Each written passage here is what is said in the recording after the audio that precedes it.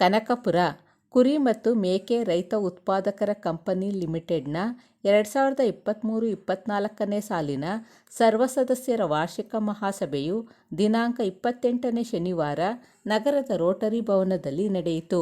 ಕೃಷಿ ವಿಶ್ವವಿದ್ಯಾಲಯ GKVKಯ ವಿಶ್ರಾಂತ ಪ್ರಾಧ್ಯಾಪಕರು ಮತ್ತು ತಾಂತ್ರಿಕ ಅಧಿಕಾರಿ ಡಾಕ್ಟರ್ ಪುಟ್ಟರಾಜು ಅಧ್ಯಕ್ಷತೆ ವಹಿಸಿದ್ದರು.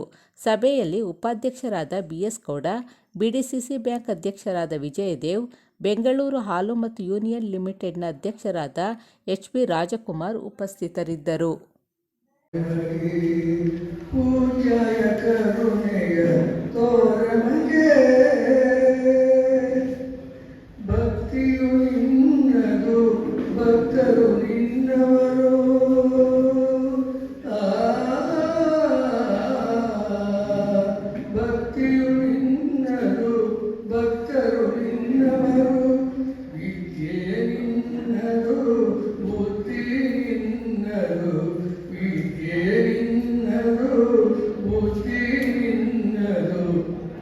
ವಿದ್ಯೆಯ ಕರುಣಿಸು ವಿದ್ಯಾಧರನೇ ಗಜವದನ ಗಣಪತೆ ಪೂಜಾಯ ಕರುಣೆಯ ತೋರಮಗೆ ಪೂಜಾಯ ಕರುಣೆಯ ತೋರಮಗೆ ಹಣ್ಣು ಕಾಯಿ ಹೆಚ್ಚುವೆ ನಿನಗೆ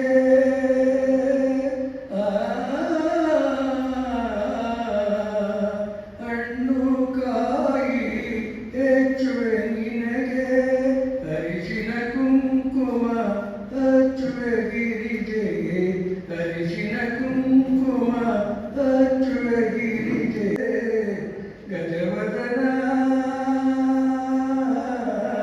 ಗಣಪತೆ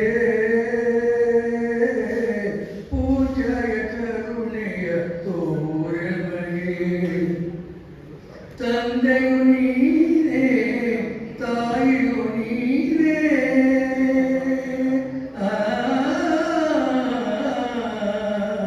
ತಂದೆಯು ನೀನೇ ತಾಯಿಯು ನೀನೇ ಬಂಧು ಬಳಗವು ಎಲ್ಲವೂ ನೀನೇ ಬಂಧು ಬಳಗವು ಎಲ್ಲವೂ ನೀನೇ ವಿಘ್ನವ ಪರಿಹರಿಸು ಶ್ರೀ ವಿಘ್ನೇಶ ಗಜವದನ ಗಣಪತೆ ಪೂಜಾಯ ಕರುಣೆಯ ತೋರಮಗೆ.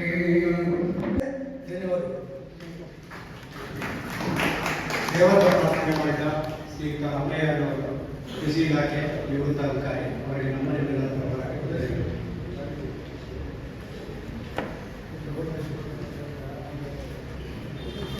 ಈ ದಿನದ ಸಮಾರಂಭದ ಅಧ್ಯಕ್ಷತೆಯನ್ನು ವಹಿಸಿಕೊಂಡಿರ್ತಕ್ಕಂಥ ನಮ್ಮ ಸಂಘದ ಅಧ್ಯಕ್ಷರಾದಂಥ ಡಾಕ್ಟರ್ ಪುಟ್ಟರಾಜು ಟಿವಿರವರು ಅವರಿಗೆ ನಮ್ಮ ನಿಮ್ಮೆಲ್ಲರ ಪರವಾದ ಹೃತ್ಪೂರ್ವಕವಾದ ಸ್ವಾಗತವನ್ನು ಬಯಸ್ತಾ ಇದ್ದೇನೆ.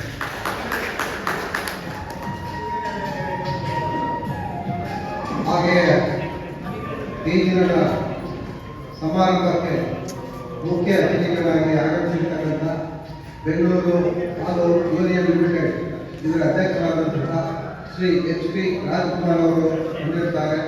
ಅವರಿಗೆ ಸಹ ನಮ್ಮ ನಿಮ್ಮೆಲ್ಲರ ಪರವಾಗಿ ಹೃತ್ಪೂರ್ವಕವಾದ ಸ್ವಾಗತವನ್ನು ಬಯಸ್ತಾ ಇದ್ದೇನೆ.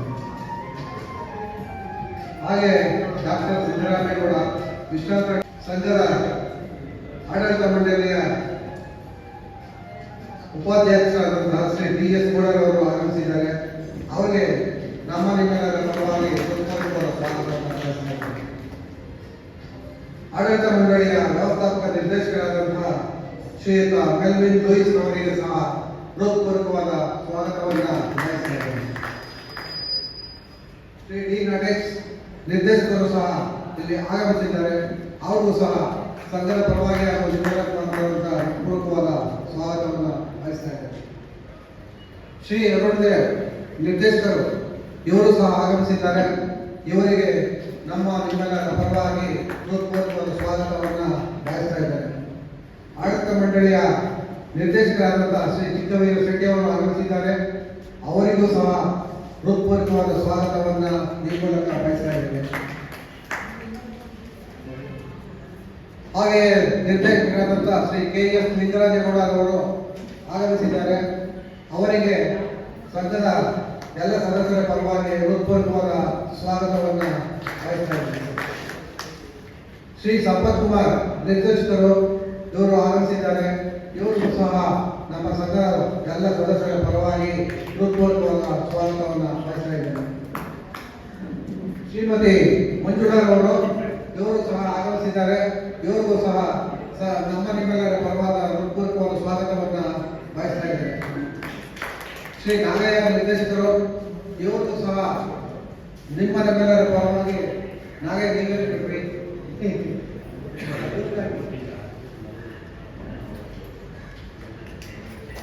ಇದೀಗ ತಾನೇ ವೇದಿಕೆಗೆ ಶ್ರೀ ಅವರು ಆಗಮಿಸ್ತಾ ಇದ್ದಾರೆ. ಅವರಿಗೂ ಸಹ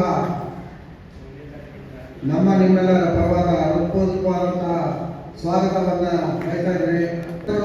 ಭೂಷಣ ಹಾಗೆಯೇ ಸಭೆಯಲ್ಲಿ ಆಗಿರ್ತಕ್ಕಂಥ ಉದ್ಘಾಟನೆಯನ್ನ ವೇದಿಕೆ ಜ್ಯೋತಿ ಬೆಳಗುವಿಕೆಯ ಕಾರ್ಯಕ್ರಮದ ಉದ್ಘಾಟನೆಯನ್ನ ಮಾಡುವಂತಹ ವೇದಿಕೆ ಮೇಲೆ ಹಸಿರಿದ್ದಂತಹ ಎಲ್ಲ ಗಣ್ಯಮಾನ್ಯರಿಗೂ ಸಹ ಈ ಸಂದರ್ಭದಲ್ಲಿ ಮತ್ತೊಮ್ಮೆ ಹೃತ್ಪೂರ್ವಕವಾದ ಧನ್ಯವಾದಗಳನ್ನು ಅರ್ಪಿಸುತ್ತಾ ಈಗ ಪ್ರಾಸ್ತಾವಿಕ ನೋಡಿ ಸಂಘ ಕಾರ್ಯಕ್ರಮಗಳಿದ್ದು ಕುರಿ ಮತ್ತು ಮೇಕೆಗಳ ಅಭಿವೃದ್ಧಿ ಹಾಗೂ ರೈತರ ಕಲ್ಯಾಣಕ್ಕೋಸ್ಕರ ಕಂಪನಿಯ ಕಾಯ್ದೆ 1976 ಅಡಿಯ ಪರಿಚಯದ 9A 2003 ತಿದ್ದುಪಡಿಯ ಕಂಪನಿ ಕಾಯ್ದೆ ಅಡಿಯಲ್ಲಿ ನೋಂದಣಿ ಸಂಖ್ಯೆ KA 207 KCS 6023 ದಿನಾಂಕ 31/3/2021 ಕಾರ್ಪೊರೇಟ್ ಸಚಿವಾಲಯ ಭಾರತ ಸರ್ಕಾರದಿಂದ ನೋಂದಾಯಿಸಲಾಗಿದೆ.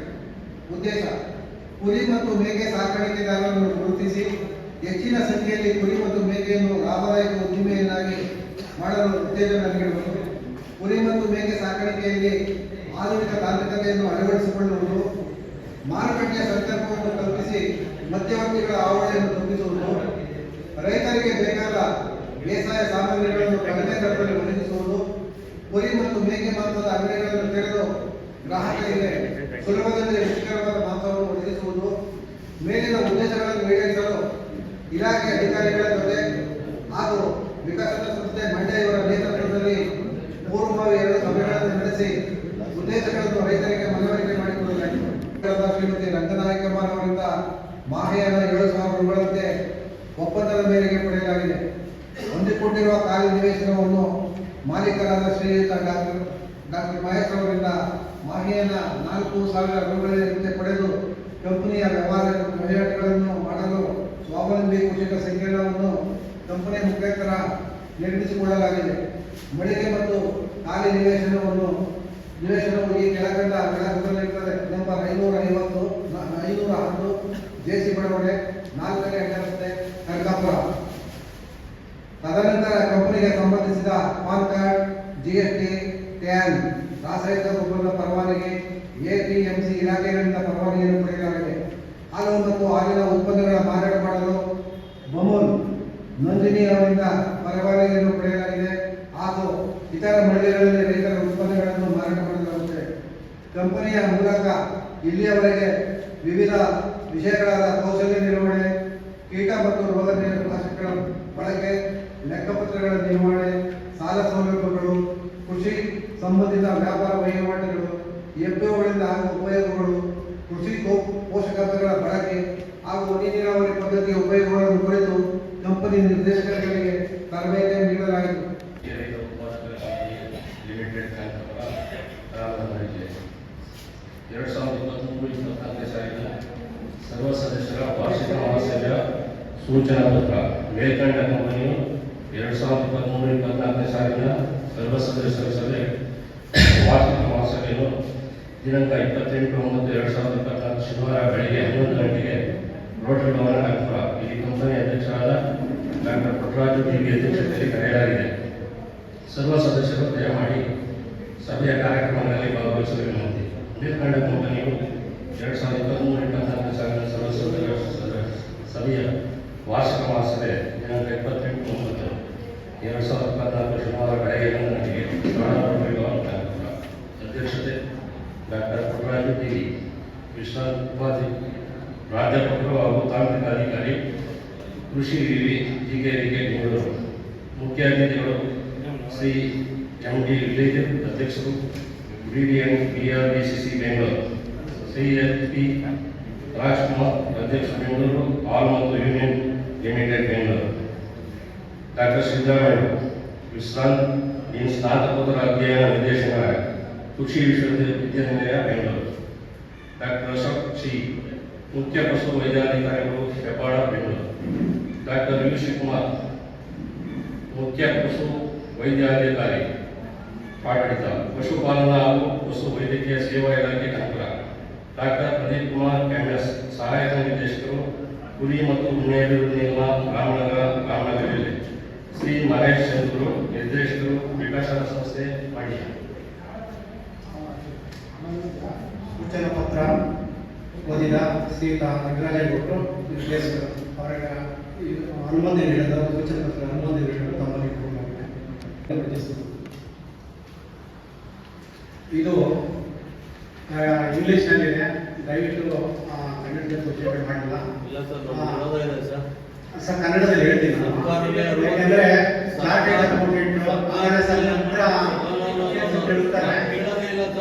ಸರ್ಕಾರವೇ ಈ ಸರಿ 60% ಕಡ್ಡಾಯ ಕನ್ನಡದಲ್ಲಿ ಇರಲೇಬೇಕು ಅಂತೇಳಿ ಆದೇಶ ಮಾಡಿದೆ.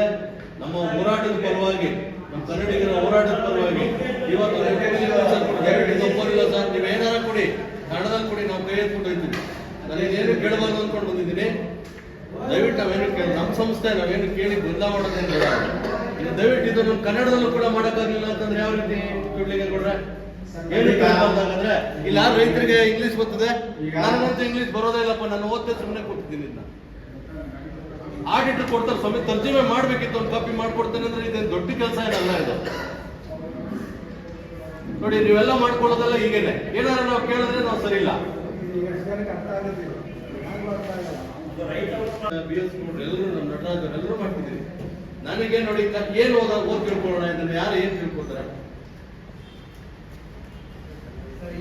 ನಾನೊಬ್ಬ ಕನ್ನಡ ಪರ ಹೋರಾಟಗಾರ ಆಗಿ ನಾನು ಇಲ್ಲಿ ಕೂತ್ಕೊಳ್ಳಿಕ್ಕೆ ನೈತಿಕತೆನೇ ಇಲ್ಲ. ಇದು ನೋಡಿ ನಾನು ಆಗ್ಲೇ ಎದ್ದೋಗ್ಬೇಕಾಗಿತ್ತು. ಆದ್ರೆ ನೀವೆಲ್ಲ ನಿಮ್ಮ ಪ್ರೀತಿಗೋಸ್ಕರ ನಾನು ಇದನ್ನ ಯಾಕೆ ಕುಮಾರಸ್ವಾಮಿ ಮಾಡ್ಬಿಟ್ಟ ಅಂತ ಹೇಳಿ ನಮ್ಮ ವಿಜಯ್ ದೇವರ ರಾಜ್ಕುಮಾರ್ ಅವ್ರು ಬಂದವರು ಆ ಗೌರವಕ್ಕೋಸ್ಕರ ನಾನು ಇಲ್ಲ ಸರ್. ನಾವು ತಡ್ಕೊಳ್ಳ, ನಾವು ಗಲಾಟೆ ಮಾಡಿ ಜೈಲಿಗೆ ಹೋಗಿ ಕೇಸ್ ಹಾಕ್ಸ್ಕೊಂಡು 60 ಭಾಗ ಕನ್ನಡ ಬೇಕೇ ಬೇಕು ಅಂತ ಸರ್ಕಾರ ನಮ್ಮ ಹೋರಾಟಕ್ಕೆ ಮಾಡಿದ್ದು. ಕ್ರಿಕೆಟ್ ರೋಡು MG ರೋಡಲ್ಲಿ ಯಾವತ್ತಾರು ಕನ್ನಡ ನೋಡಿದ್ರ? ಇವಾಗ ನೋಡಿ ನೀವು, ಅಲ್ಲೇ ಕನ್ನಡ ರಾರಾಜಿಸ್ತದೆ. ಮಾಲ್ಗಳಲ್ಲೆಲ್ಲ ಕನ್ನಡ ನಾವು ನೋಡಿದ್ವಾ? ಅಲ್ಲೇ ರಾರಾಜಿಸ್ತದೆ ಕನ್ನಡ. ಇವತ್ತು ಖುಷಿ ಆಯ್ತು ನಮ್ಗೆ. ಆದ್ರೆ ಇವತ್ತು ನಮ್ಮ ಊರಲ್ಲಿ ನಮ್ಮ ಕಡೆಯಿಂದನೇ ಹಿಂಗಾದ್ರೆ ನಾವೇನ್ ಮಾಡಬೇಕು? ಅಷ್ಟೇ ಮಾಡೋಣ. ದಯವಿಟ್ಟು ಅಧ್ಯಕ್ಷರೇ, ಈ ವಿಚಾರದಲ್ಲಿ ನಾನು ರಾಜ್ಯ ಅಧ್ಯಕ್ಷರೇ, ಕನ್ನಡಕ್ಕೆ ಯಾವತ್ತು ನಾವು ಕನ್ನಡ ಭಾಷೆ ನಮ್ಮ ತಾಯಿ ಇದ್ದಂಗೆ, ನಮ್ಮ ತಾಯಿಗೆ ಅನ್ಯಾಯ ಆದ್ರೆ ನಾವು ಯಾವತ್ತೂ ಕೂಡ ಕ್ಷಮಿಸೋದಿಲ್ಲ, ಯಾರೇ ಆಗಿರಲಿ ಕ್ಷಮಿಸೋದಿಲ್ಲ.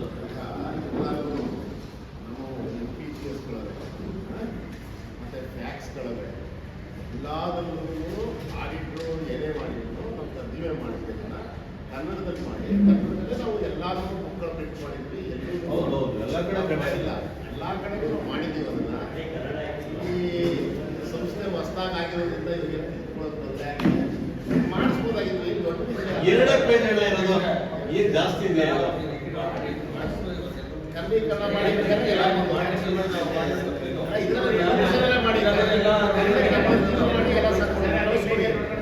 ಏನು 3 ಪೇಜ್ ಇಲ್ಲ, 50 ಪೇಜ್ ಇದೆ, 2 ಪೇಜ್ ಇದೆ.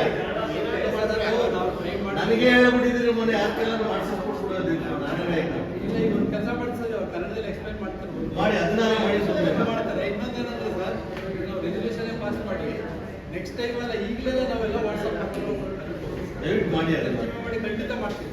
2 hours ಒಳಗಡೆ ಏನು ಎಲ್ಲ ಮೆಸೇಜ್ ಮಾಡ್ತೀವಿ. ಕನ್ನಡದಲ್ಲಿ ಮಾಡಿಸಿ ಅವ್ರಿಗೆ ತರ್ಜಮೆ ಮಾಡಿಸಿ ಅವರೇ ಸೈನ್ ಹಾಕಿ ಕೊಡ್ತಾರೆ. ಸರ್ ಓದ್ಕೊಡೋರು ಕನ್ನಡದಲ್ಲಿ ಹೇಳಿ ಸರ್. ಕನ್ನಡದಲ್ಲಿ ತಮ್ಮ ತಾವು ತಿಳಿಸಕ್ಕೆ ಕನ್ನಡದಲ್ಲಿ ನಾನು ಆದಷ್ಟು ತಿಳಿಸ್ಕೊಡ್ತೀನಿ. 31 ಮಾರ್ಚ್ 24 ಒಳಗಡೆ ಲಾಭ ನಷ್ಟದ ತರಗತಿಯನ್ನು ನಾನು ಬಯಸುತ್ತೇನೆ.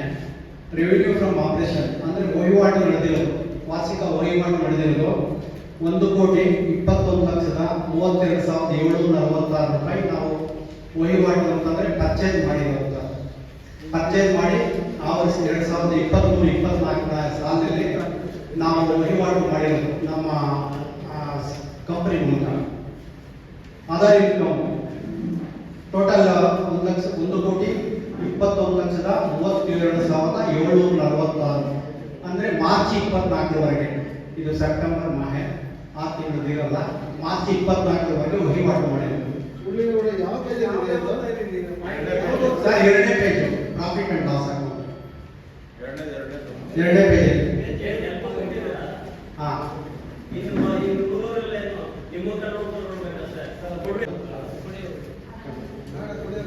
ಮಿಲ್ಕ್, ಆಹಾರ, ಹಾಲು ಮತ್ತು ಇತರೆ ಉತ್ಪನ್ನಗಳನ್ನ ಮಾರಾಟ ಮಾಡಿ 91,606 ಒಟ್ಟು 1,22,24,352 ರೂಪಾಯಿ ಒಂದು ವರ್ಷದಲ್ಲಿ ನಾವು ವಹಿವಾಟು ಮಾಡಿರುವಂಥದ್ದು. ಅದರಲ್ಲಿ ಎಕ್ಸ್ಪೆನ್ಸಸ್ ಬರ್ತಾ ಇದೆ. ಎಕ್ಸ್ಪೆನ್ಸಸ್ ಅಂತಂದ್ರೆ ಇನ್ಕ್ರಿ ಡಿಕ್ರೀಸ್ ಇನ್ ಫಿನಿಶ್ ಗುಡ್ಸ್ ಅಂದ್ರೆ ಮಾರಾಟ ಮಾಡಿರೋದು ಅದರೊಳಗಡೆ ಕೊಂಡದ್ದಷ್ಟಿದೆ, ಮಾರಾಟ ಮಾಡೋದು 1,13,28,15. ಆಮೇಲೆ ಡೈರೆಕ್ಟ್ ಎಕ್ಸ್ಪೆನ್ಸಸ್ ಅಂತ ಬರ್ತಾ ಇದೆ, ಅದು ಸಾಗಾಣಿಕೆ ವೆಚ್ಚ, ನೇರವಾಗಿ ಸಾಗಾಣಿಕೆ ವೆಚ್ಚಕ್ಕೆ ಸೇರುತ್ತೆ. ಅದು ಶೆಡ್ಯೂಲ್ 17ರಲ್ಲಿ ಬರ್ತದೆ. 3,62,120 ರೂಪಾಯಿ ಅಂದ್ರೆ ನಾವು ಗೂಡ್ಸ್ ನ ಸಾಗಾಣಿಕೆ ಮಾಡಿದ್ರೆ ಅವ್ರಿಗೆ ಬಾಡಿಗೆ ಕೊಟ್ಟಿರೋದು ಸುಮಾರು ದೂರದ ಪ್ರಯಾಣದಿಂದ ಇರೋದ್ರಿಂದ 3,62,120 ಸಾಗಾಣಿಕೆ ಸ್ಯಾಲರಿ ಕೊಟ್ಟಿದ್ದೀವಿ. ಮತ್ತೆ ಎಂಪ್ಲಾಯ್ ಬೆನಿಫಿಟ್ ಎಕ್ಸ್ಪೆನ್ಸ್ ಅಂತ ಅಂದ್ರೆ ಸ್ಯಾಲರಿ ನಮ್ಮ ಏನು ಎಕ್ಸಿಕ್ಯೂಟಿವ್ ಆಫೀಸರ್ಸ್ ಮತ್ತೆ ಕಾಂಟ್ರಾಕ್ಟ್ ಅಲ್ಲಿ ನಾವು ಇಬ್ರು ಎಂಪ್ಲಾಯ್ ಇದ್ರು, ಅವರಿಗೆ 3,62,120 ರೂಪಾಯಿ ಸ್ಯಾಲರಿ ಕೊಟ್ಟಿದ್ದೀವಿ. ಅಡ್ಮಿನಿಸ್ಟ್ರೇಟಿವ್ ಎಕ್ಸ್ಪೆನ್ಸಸ್ ಅಂದ್ರೆ ಆಡಳಿತ ವೆಚ್ಚ, ಆಫೀಸ್ ಇದ್ರಲ್ಲಿ 1,40,000 ರೂಪಾಯಿ ಬರುತ್ತೆ. ಆಮೇಲೆ ಬ್ಯಾಂಕ್ ಚಾರ್ಜ್, ಫೈನಾನ್ಸ್ ಕಾಸ್ಟ್ ಅಂತ ಬರುತ್ತೆ. ಬ್ಯಾಂಕ್ ಚಾರ್ಜ್ 7,774 ರೂಪಾಯಿ. ಡಿಪ್ರಿಸಿಯೇಷನ್ ಅಂಡ್ ಅಮೋರ್ಟೈಸೇಷನ್ ಎಕ್ಸ್ಪೆನ್ಸಸ್ ಅಂತ ಗೂಡ್ಸ್ ಅಂತ ಕೊಟ್ಟಿದ್ರೆ, ಅದು ನಾವು ಪರ್ಚೇಸ್ ಮಾಡಿರೋದಂತ ಡಿಪ್ರಿಸಿಯೇಷನ್ ಅಂತ ಕಳೆದು ಮಾಡಿರೋದು ಕಂಪ್ಯೂಟರ್ಸ್ ಇರ್ಬೋದು, ಅಲ್ಮೇರ ಇರ್ಬೋದು, ಚೇರ್ಸ್ ಇರ್ಬೋದು, ಅದು ಕಳೆದಿರೋದು 34,494 ರೂಪಾಯಿ. Profit before exceptional items and extraordinary items, interest and tax, profit before tax 50,190 ಎಲ್ಲ ಕಳೆದು ಅಂತಂದ್ರೆ ನಾವು ಎಕ್ಸ್ಪೆನ್ಸಸ್ ಏನಾಗಿದೆಯೋ ಅದನ್ನೆಲ್ಲ ಕಳೆದು 50 ನೆಟ್ ಪ್ರಾಫಿಟ್ ಇದು ಲಾಭ. 23-24 ಸಾಲದಲ್ಲಿ ನೆಟ್ ಪ್ರಾಫಿಟ್ 50,149. ಇದರೊಳಗೆ ಕರೆಂಟ್ ಟ್ಯಾಕ್ಸ್, ಸರ್ಕಾರಕ್ಕೆ ಟ್ಯಾಕ್ಸ್ ಕಟ್ಟಬೇಕಾಗಿರೋದು 50,000ಕ್ಕೆ 12,537. ಇನ್ನು ಉಳಿಕೆ ನೆಟ್ 37,967 ಅಂದ್ರೆ 50,000 ರೂಪಾಯಿ ಲಾಭ ಬಂದ್ರೆ 12,000 ರೂಪಾಯಿ GST ಎಲ್ಲ ಕಟ್ಟಬೇಕಾಗುತ್ತೆ ಸರ್ಕಾರಕ್ಕೆ. ಅದು ಅಮೌಂಟ್ ಬರುತ್ತೆ. ಇಲ್ಲಿ ಡೀಟೇಲ್ಸ್ ಬರುತ್ತೆ. ಪ್ರಾಫಿಟ್ ಅಂಡ್ ಲಾಸ್ ಅಕೌಂಟ್ ಅಲ್ಲಿ ಡೀಟೇಲ್ಸ್ ಬರುತ್ತೆ. ಇಲ್ಲಿ ನಾವು ಯಾವ್ಯಾವಕ್ಕೆ ವೆಚ್ಚ ಮಾಡಿದ್ದೀವಿ ಅಂತ. ಅಡ್ಮಿನಿಸ್ಟ್ರೇಟಿವ್ ಎಕ್ಸ್ಪೆನ್ಸಸ್ ಅಂತ ಬರುತ್ತೆ, ಆಡಳಿತ ವೆಚ್ಚ. ಆಡಿಟ್ ಫೀಸು 50,000 ರೂಪಾಯಿ ಕೊಟ್ಟಿದ್ದೀವಿ. ಅಂದ್ರೆ ಪರ್ ಇಯರ್ ಎಷ್ಟು ಕೊಡ್ತಿದ್ವಿ ಅಂತಂದ್ರೆ ಆಡಿಟ್ಗೆ ಚಾರ್ಟೆಡ್ ಅಕೌಂಟೆಂಟ್ರು ಪ್ಲಸ್ ಸಿಬ್ಬಂದಿ ಇದೆಲ್ಲ ಬರುತ್ತೆ. ಟೋಟಲ್ KYC ಬರುತ್ತೆ, ಬೇರೆ ಎಲ್ಲ ಸಿಗುತ್ತೆ. ಪ್ರತಿ ತಿಂಗಳು ನಾವು GST ಕಳಿಸ್ಬೇಕಾಗಿದೆ. ನಮ್ದು ವ್ಯಾಪಾರ 20,000 ರೂಪಾಯಿ ಆಡಿಟ್ ಫೀಸ್ ಆಗಿದೆ. ಆಮೇಲೆ ರೆಂಟು ನಮ್ದು ಆಫೀಸ್ ಬಾಡಿಗೆ 34,000 ರೂಪಾಯಿ ಕೊಟ್ಟಿದ್ದೀವಿ. ಎಲೆಕ್ಟ್ರಿಸಿಟಿ ಚಾರ್ಜಸ್, ಪ್ರಿಂಟಿಂಗ್ ಸ್ಟೇಷನರಿ 33,378 ಅಂದ್ರೆ ಜನರಲ್ ಬಾಡಿ ಮೀಟಿಂಗು ಮತ್ತೆ ಆಫೀಸ್ ಬುಕ್ಸು, ಲೆಡ್ಜರ್ಸ್ ಅದಕ್ಕೆ ಇದಾಗಿದೆ. ಲೈಸೆನ್ಸ್ ಫೀಸು 5,000 ರೂಪಾಯಿ ನಗರಸಭೆದು, ಅದು ಮತ್ತೆ ನಮ್ಮ ಆಫೀಸ್ಗೆ ಲೈಸೆನ್ಸ್ ಪ್ರತಿ ವರ್ಷ ರಿನ್ಯೂವಲ್ಸು ಮಾಡಬೇಕಾಗಿದೆ, ಅದಕ್ಕೆ 5,000. ಮಿಸ್ಲೇನಿಯಸ್ ಇತರೆ ಎಲ್ಲ ಖರ್ಚು ಸೇರಿ 15,508. ಒಟ್ಟು 1,40,40,090 ರೂಪಾಯಿ ಒಟ್ಟು ಖರ್ಚಾಗಿದೆ. ಮತ್ತೆ ವಹಿವಾಟಿಗೆ ಲಾಸ್ಟ್ನಲ್ಲಿ ಬ್ಯಾಂಕ್ ಚಾರ್ಜಸ್ ಇದೆ 7,784 ರೂಪಾಯಿ. ಅವರು ಬ್ಯಾಂಕ್ನಲ್ಲಿ ನಮ್ಮದು ಏನು ಡ್ರಾ ಮಾಡೋದು ತೆಗೆಯೋದು ಇದಕ್ಕೆ ಅವರು ಚಾರ್ಜ್ ಮಾಡಿದ್ದಾರೆ. ಒಟ್ಟು 7,784. ಇದ್ರ ಆಮೇಲೆ ಜಮಾ ಖರ್ಚು ಫಸ್ಟ್ ಫೇಸು ಸೇರ್ ಕ್ಯಾಪಿಟಲ್. ನಮ್ಮದು ಸೇರ್ ಕ್ಯಾಪಿಟಲಲ್ಲಿ 2023ಕ್ಕೆ 1,497 ಜನರು, ಒಟ್ಟು 14,97,000 ರೂಪಾಯಿ ಸೇರ್ ಕ್ಯಾಪಿಟಲ್ ಇದೆ. ನಮ್ಮಲ್ಲಿ ರಿಸರ್ವ್ ಮತ್ತೆ ಸರ್ಪ್ಲಸ್ಗೆ 1,55,326 ರೂಪಾಯಿ ಇಟ್ಟಿದ್ದೀವಿ. ಆಮೇಲೆ ಕರೆಂಟ್ ಲೈಬಿಲಿಟೀಸು ಈಗೇನು ಕೊಟ್ಟಿದ್ದೀವೋ ಇನ್ಕಮ್ ಟ್ಯಾಕ್ಸು ಮತ್ತು ಆಡಿಟ್ದು ಸ್ಯಾಲರಿದು ಇದೆಲ್ಲ ಸೇರಿಸಿ 88,174 ರೂಪಾಯಿ. ನಾನ್ ಕರೆಂಟ್ ಅಸೆಟ್ಸ್ ಅಂತಂದರೆ ನಮ್ಮಲ್ಲಿ ಏನಾದರೂ ಐಟಮ್ಸ್ಗಳಿರುವಂಥದ್ದು ಕಂಪ್ಯೂಟರ್ಸು ಚೇರ್ಸು 68,749 ರೂಪಾಯಿ. ಆಮೇಲೆ ಕರೆಂಟ್ ಅಸೆಟ್ಸ್ ಅಂದರೆ ಈಗ ಹಾಲಿ ನಮ್ಮ ಹತ್ರ ಏನಿದೆ ಅಂತ, ನಮ್ಮ ಆಫೀಸ್ನಲ್ಲಿ ಈಗ ಹಾಲಿ ಏನಿದೆ ಅಂತಂದರೆ ಟ್ರೇಡ್ ರಿಸೀವೇಬಲ್ ಅಂದರೆ ಹಾಲಿ ಸ್ಟಾಕ್ ಇರುವಂಥದ್ದು ಮೆಟೀರಿಯಲ್ಸು 2023-24ನೇ ಸಾಲಿನಲ್ಲಿ ಆಫೀಸ್ನಲ್ಲಿ ಸ್ಟಾಕ್ ಇರುವಂಥ ಐಟಮ್ಸ್ ಅಂದರೆ ಪಶು ಆಹಾರ, ಹಾಲು ಉತ್ಪನ್ನಗಳು ಒಟ್ಟು 11,56,076 ರೂಪಾಯಿ. ಕ್ಯಾಶ್ ಬ್ಯಾಲೆನ್ಸ್ ಕ್ಯಾಶ್ ಬ್ಯಾಂಕ್ನಲ್ಲಿರೋದು 3,67,996. ಮತ್ತೆ deposits, loans and advance. Deposit already daily ಕಟ್ಟಿರೋದಿರ್ಬೋದು, ರೆಂಟ್ಗೆ ಅಡ್ವಾನ್ಸ್ ಕೊಟ್ಟಿರೋದಿರ್ಬೋದು, ಬೇರೆ ಬೇರೆ ಬೇರೆ 2-3 ಕಡೆ ಡಿಪಾಸಿಟ್ 5,000 10,000 ಅಂತ ಹೇಳಿದ್ರೆ ಒಟ್ಟು 1,05,000 ರೂಪಾಯಿ. ಅದರ್ ಕರೆಂಟ್ ಅಸೆಟ್ಸ್ ಅದೊಂದು 42,000. ಒಟ್ಟು ನಮ್ಮಲ್ಲಿ ಇರುವಂಥದ್ದು 17,40,500 ರೂಪಾಯಿ 23-24ನೇ ಸಾಲಿನಲ್ಲಿ ಒಟ್ಟು ಅಮೌಂಟ್ ಇರುವಂಥದ್ದು. ಈಗ ನಾವು ಸ್ವಲ್ಪ ಎಕ್ಸ್ಪ್ಲೈನ್ ಮಾಡಿ ರಿಸರ್ವ್ ನಾವು ಕೊಡಬೇಕಾದಂಥದ್ದು ಆಡಿಟ್ಗೆ ನಾವು ಫೀಸ್ ಕಟ್ಟಬೇಕು. ಆಡಿಟ್ಗೆ ಕೊಡುವಂಥದ್ದು ನಾವು ಇಟ್ಕೊಂಡಿದ್ದೀವಿ. ನಾವು ಈ ವರ್ಷ ಹೋದ ವರ್ಷಕ್ಕೆ ಕೊಡುವಂಥದ್ದು 50,000 ರೂಪಾಯಿ ಮತ್ತು ಇದರ ಚಾರ್ಜ್ ಬಗ್ಗೆ ರಿಸರ್ವ್ ಮಾಡಿ ಇಟ್ಕೊಂಡಿರುವಂಥ ಅಮೌಂಟ್ ಕೊಟ್ಟು ಇದೇನಾಗಿದೆ ಅಂತಂದರೆ ಅಂದರೆ ನಾನು ಹೇಳಲೇಬೇಕಾದಂಥ ಪರಿಸ್ಥಿತಿ. ಇಷ್ಟು ವಹಿವಾಟಾದರೂ ನಮ್ಮಲ್ಲಿ ಕೆಲವರು ನಮ್ಮ ಸದಸ್ಯರಿಗೆಲ್ಲ ಗೊತ್ತಿದೆ ಈ ಕಂಪನಿ ಬಗ್ಗೆ. ಯಾಕೆಂದರೆ ಬ್ಯಾಂಕ್ಗಳಲ್ಲಿ ಎಲ್ಲ 50,000 60,000 1 ಲಕ್ಷ ಈ ಥರ ಸ್ಯಾಲ್ರಿ ಕೊಡ್ತಾರೆ. ನಾವು 15,000 20,000 ರೂಪಾಯಿ ಸ್ಯಾಲ್ರಿ ಕೊಟ್ಕೊಂಡು ಈಗ ಎಕ್ಸಿಕ್ಯೂಟಿವ್ ಆಫೀಸರ್ ಇದ್ದರೆ ಕಾರ್ಯನಿರ್ವಾಹಕ ಅಧಿಕಾರಿಗಳು ಇರಬೇಕಾಗಿತ್ತು. 6 ತಿಂಗಳಿಂದಲೂ ಯಾರೂ ಇಲ್ಲ. ಇದರಲ್ಲಿ ಅಧ್ಯಕ್ಷರು ಅಥವಾ ನಿರ್ದೇಶಕರು ಯಾರಾದರೂ ಕಷ್ಟಪಟ್ಟು ಅದು ಹೋಗಿ ನೋಡ್ಕೊಳ್ಳುವಂಥ ಪರಿಸ್ಥಿತಿ ಬರ್ತಿದೆ. ನಾವು ಕೊಡುವಂಥದ್ದು ಸರ್ಕಾರದಿಂದ ಏನು ರಿವಾಲ್ವಿಂಗ್ ಫಂಡ್ ಅಂತ ಬರಬೇಕಾಗಿತ್ತು, ಮ್ಯಾಚಿಂಗ್ ಗ್ರಾಂಟ್ಸ್ ಬರಬೇಕಾಗಿತ್ತು. 35 ಲಕ್ಷ ರೂಪಾಯಿಗೆ 35 ಲಕ್ಷ ರೂಪಾಯಿ ಇವತ್ತುವರೆಗೂ ಬರಲಿಲ್ಲ. ನಾವು ಕರೆಸ್ಪಾಂಡೆನ್ಸ್ ಎಲ್ಲ ಮಾಡಿದ್ದೀವಿ, ಲೆಟ್ರು ಅದು ಇದೆಲ್ಲ ಮಾಡ್ತಾ ಇದ್ದೀವಿ. ಸರ್ಕಾರದಿಂದ ಆಶ್ವಾಸನೆ ಕೊಟ್ಟರು. ಅವ್ರು ಏನು ಅಂತಂದ್ರೆ ಮೊದಲೇ ಒಂದು 2 ವರ್ಷ ಸ್ಯಾಲ್ರಿ ಮಾತ್ರ ಕೊಟ್ಟರು, ಬೇರೆ ಇನ್ನೇನು ಕೊಡಲಿಲ್ಲ. ಅದು 20,000 ರೂಪಾಯಿ ಸ್ಯಾಲ್ರಿ ಕೊಟ್ಟಿದ್ವಿ, 23,000 ಕಾರ್ಯನಿರ್ವಾಹಕಾರಿಗೆ. ಅದು 2 ವರ್ಷ ಆಯಿತು. ಈ ಸಾಲಿನಲ್ಲಿ ಆಗಲಿ ಹಿಂದಿನ ಸಾಲಿನಲ್ಲಿ ಆಗಲಿ ಸರ್ಕಾರದಿಂದ ನಮಗೆ ಯಾವುದೇ ಸ್ಯಾಲ್ರಿಗಳಿಗೆ ವಗೈರೆ ಕೊಡಲ್ಲ. 2 ವರ್ಷ ಆಗಿ 4 ವರ್ಷ ಬಂದಿದೆ. ಈಗ 2 ವರ್ಷಕ್ಕೂ ನಾವು ಈ ಲಾಭ ನಷ್ಟ ತಂಟೆಲೆ ನಾವು ಅದನ್ನ ಸರಿದೂಗಿಸ್ಕೊಂಡು ಹೋದ್ರೆ ಈಗ ನಾವು 15,000 ರೂಪಾಯಿ ಕೊಡ್ತೀವಿ ಅಂತ ಇನ್ನು ಕಾಂಟ್ರಾಕ್ಟ್ ಬೇಸಿಸ್ ಮೇಲೋ ಅಥವಾ ಇದರಲ್ಲಿ ಮಾಡಿ ಅಂತ ಬರ್ತಾ ಇಲ್ಲ. ಇದಂತೂ ನಮಗೆ ಮೈನಸ್ ಪಾಯಿಂಟ್ ಆಗಿದೆ. ಯಾಕೆಂದ್ರೆ ಒಂದು ನಿಮಿಷ ಸಿಇಒನೇ ಇಲ್ಲ ಅಂತ ಹೇಳಿದ್ರೆ ಸಂಘದ ಚಟುವಟಿಕೆಗಳು ಯಾರು ನಡೆಸ್ತಾರೆ? ಕಾಂಟ್ರಾಕ್ಟ್ ಬೇಸಿಸ್ ಮೇಲೆ ಮಾಡ್ತಾ ಇದ್ದೀವಿ. ಕಾಂಟ್ರಾಕ್ಟ್ ಬೇಸಿಸ್ ಆಗಲಿ ಏನು ಎಕ್ಸಿಕ್ಯೂಟಿವ್ ಆಫೀಸರ್ ಇಲ್ಲ ಅಂತ ಹೇಳಿದ್ರೆ ಸಂಘದ ಬೇಸಿಸ್ ಸಂಘದ ಆಕ್ಟಿವಿಟೀಸ್ ಯಾವುದು? ಅದೇ ಸರ್, ಈಗ ಅಷ್ಟು ಅಮೌಂಟ್ ನಮಗೆ ಸಾಕಾಗ್ತಾ ಇಲ್ಲ ಸರ್. 23,000 ಅಥವಾ 25,000 ಕೊಟ್ಟರು ನಮಗೆ ಗೊತ್ತಿದೆ.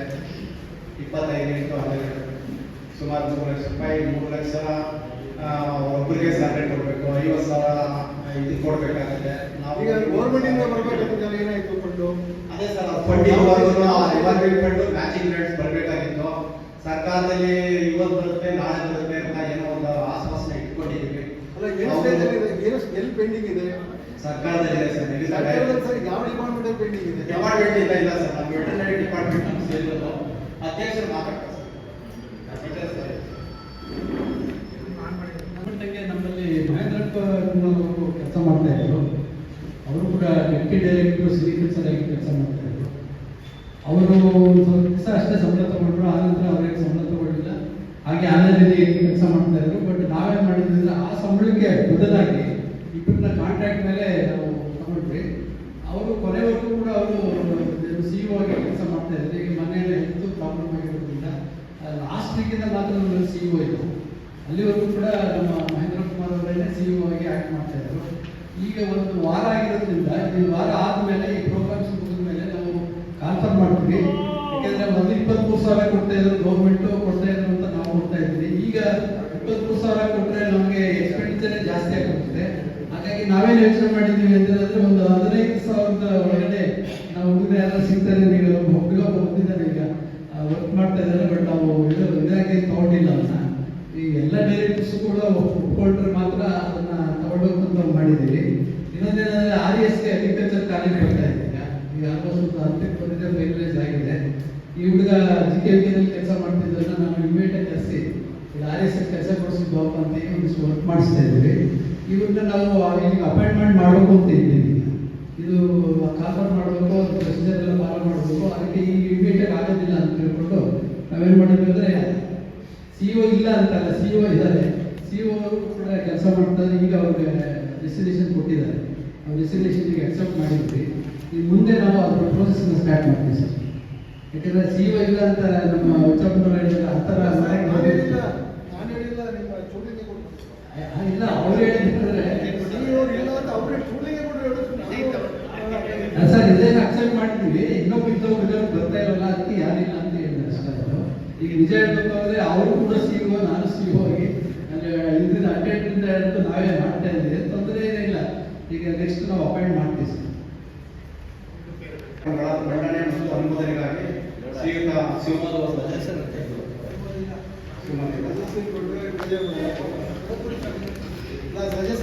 ಕ್ರಿಯಾತ್ಮಕವಾಗಿ ತುಂಬ ಚೆನ್ನಾಗಿ ನಡೆಸ್ತಾ ಇದ್ರೆ ತುಂಬ ಸಂತೋಷದ ವಿಚಾರ. ಈ ನಮ್ಮ ಕನಕಪುರ ಕೊರಿ ಮತ್ತು ಬೇಕೆ ರೈತ ಉತ್ಪಾದಕರ ಕಂಪನಿ ಅಂತ ನಾವು ಹೆಸರಿದ್ದೀವಿ. ಈ ನಮ್ಮ ಧ್ಯೇಯ ಧೋರಣೆ ಉದ್ದೇಶಗಳೇನು ಅದು ನಮಗೆ ಎಲ್ಲರಿಗೂ ಗೊತ್ತಿದೆ. ನಾನೇ ವಿಶೇಷವಾಗಿ ಹೇಳೋದೇನಿಲ್ಲ. ಕುರಿ ಮತ್ತು ರೈತ ಉತ್ಪಾದಕರ ರೈತರುಗಳಿಗೆ ಏನು ಆಗಿದೆ, ಈ ನಾಲ್ಕು ವರ್ಷಗಳಿಂದ ಇವಾಗ ಸತತವಾಗಿ ನಮ್ಮ ಕಂಪ್ನಿ ರನ್ ಆಗಿದೆ. ಈಗ ತಾವೆಲ್ಲ ಹೇಳಿದ್ರೆ ಇದು ಆಗಿರುವುದೇ ಎಲ್ಲ ಹೇಳಿದ್ರಿ, ತುಂಬಾ ಸಮಂಜಸವಾಗಿದ್ದ ನಾವೆಲ್ಲ ಒಟ್ಟಿಗೆ ಕೊಡ್ತಾ ಇದೀವಿ, ಒಪ್ಕೊಂಡಿದ್ದೀವಿ. ಆದರೆ ಮೇನ್ ಆಸ್ಪೆಕ್ಟ್ಸು ಕುರಿ ಮತ್ತು ಮೇಕೆ ರೈತ ಉತ್ಪಾದಕರಿಗೆ ಏನು ನೆರವು ನಮ್ಮಿಂದ ಸಿಕ್ಕಿದೆ, ಏನು ತಾಂತ್ರಿಕ ಜ್ಞಾನ ಸಿಕ್ಕಿದೆ, ದಯಮಾಡಿ ನಾನು ಇದನ್ನ ಹೇಳಲೇಬಾರ್ದು, ಮಾತಾಡಲೇಬಾರ್ದು ಅಂತ ನಾನು ಬಂದಿದ್ದೆ. ಆದರೂ ಕೂಡ ನಾನು ಹೇಳ್ತಾ ಇದ್ದೀನಿ, ಎಲ್ಲೋ ಆ ಟಾಪಿಕ್ ಎಲ್ಲೂ ಟಚ್ ಆಗಿಲ್ಲ. ಮುಖ್ಯ ಉದ್ದೇಶನೇ ನಾವು ಇಲ್ಲಿ ಮರ್ತಾಗಿದ್ದೀವಿ ಅಂತ ನನ್ನ ಅಭಿಪ್ರಾಯ. ನಾನು ಮರ್ತಾಗಿದೆ ಅಂತ ನನ್ನ ಅಭಿಪ್ರಾಯ. ನಾವು ಯಾಕೆ ಮಾಡಿದ್ರು ನನಗೆ ಗೊತ್ತಿಲ್ಲ. ಅದನ್ನ ಅದು ದಯಮಾಡಿ ಸ್ವಲ್ಪ ಸ್ಪಷ್ಟೀಕರಣ ನೀಡಿದ್ರೆ ಬಹಳ ಒಳ್ಳೆಯದು. ಈಗ ನಮ್ಮ ಬಹಳ ಇಂಪಾರ್ಟೆಂಟ್ ಪ್ರಶ್ನೆಗಳು ಕೂಡ ಇದು ನಮ್ಮೆಲ್ಲರಿಗೂ ಕೂಡ ಗೊತ್ತಾಗಲಿ ಇರೋದು ನಮ್ಮ ಉದ್ದೇಶ. ಸರ್, ಇದು ನಮ್ಮ ಕಂಪ್ನಿ ಶುರುವಾಗಿರೋದು ಒಂದು ಸ್ವಲ್ಪ ನಾನು ಹೇಳ್ಬೇಕಾಗುತ್ತೆ. ಯಾಕೆಂತಂದ್ರೆ ಇದರಲ್ಲಿ ಸ್ಟಾರ್ಟಿಂಗ್ ಪ್ರಾಬ್ಲಮ್ ಇತ್ತು. ಯಾಕೆಂದ್ರೆ ಈಗ ನಮ್ಮಲ್ಲಿ ವಿಕಸನ ಅನ್ನೋದೊಂದು ಸಂಸ್ಥೆ ಇದೆ. ಆಮೇಲೆ ನಮ್ಮ ವೆಟರ್ನರಿ ಡಿಪಾರ್ಟ್ಮೆಂಟ್ ಇದರಲ್ಲಿ ಇನ್ವಾಲ್ವ್ ಆಗಿದ್ದಾರೆ. ಅದು ಕುರಿ ಗೋವಂತವರು. ಇನ್ಷಿಯಲ್ ಸ್ಟೇಜಸ್ ಅಲ್ಲಿ ಏನಾಯ್ತು ಅಂತಂದ್ರೆ, ಈಗ ನೀವು ಒಂದು ಸಣ್ಣ ಬಿಸ್ನೆಸ್ ಸ್ಟಾರ್ಟ್ ಮಾಡಿ ರಿಲೇಟೆಡ್ ಟು ವೆಟರ್ನರಿ ನೀವು ಮಾಡಿದ್ರೆ ನಿಮ್ಮದು ಒಂದು ಬಿಲ್ಲು ಸ್ಟಾರ್ಟ್ ಆಗೋ ಅಷ್ಟರೊಳಗಡೆ 10 ಲಕ್ಷ ನಾವು ನಿಮಗೆ ಕೊಡ್ತೀವಿ, ಇಲ್ಲಿಂದ ಸ್ಟೇಟ್ ಗೌರ್ಮೆಂಟಿಂದ ಕೊಡ್ತೀವಿ ಅಂತ ಹೇಳಿದ್ರು. ಈಗ ನಮ್ದು ಏನು ಮ್ಯಾಚಿಂಗ್ ಗ್ರ್ಯಾಂಟ್ಸ್ ಏನಿದೆಯಲ್ಲ ಆ ಗ್ರ್ಯಾಂಟ್ಸನ್ನು ಸೆಂಟ್ರಲ್ ಗೌರ್ಮೆಂಟಿಂದ ಕೊಡ್ತೀವಿ ಅಂತ ಹೇಳ್ತೀವಿ. ಸೊ ಇದೆರಡು ಸೇರಿದ್ರೆ ನಮಗೆ 25 ಲಕ್ಷ ಬರಬೇಕಾಗಿತ್ತು. ಅದ್ರ ಜೊತೆ ನಮ್ಮ ಹತ್ರ 16 ಲಕ್ಷ ಇತ್ತು ಆಕ್ಚುಲಿ ಸೇರ್ ಅಮೌಂಟು. ಹಾಗಾಗಿ ಅಮೌಂಟ್ ಜಾಸ್ತಿ ಇದ್ರಿಂದ ನಾವೇನು ಮಾಡಿದ್ವಿ, ಪರ್ಮನೆಂಟ್ ಸ್ಟ್ರಕ್ಚರ್ಗೆ ಹೋಗ್ವಿ.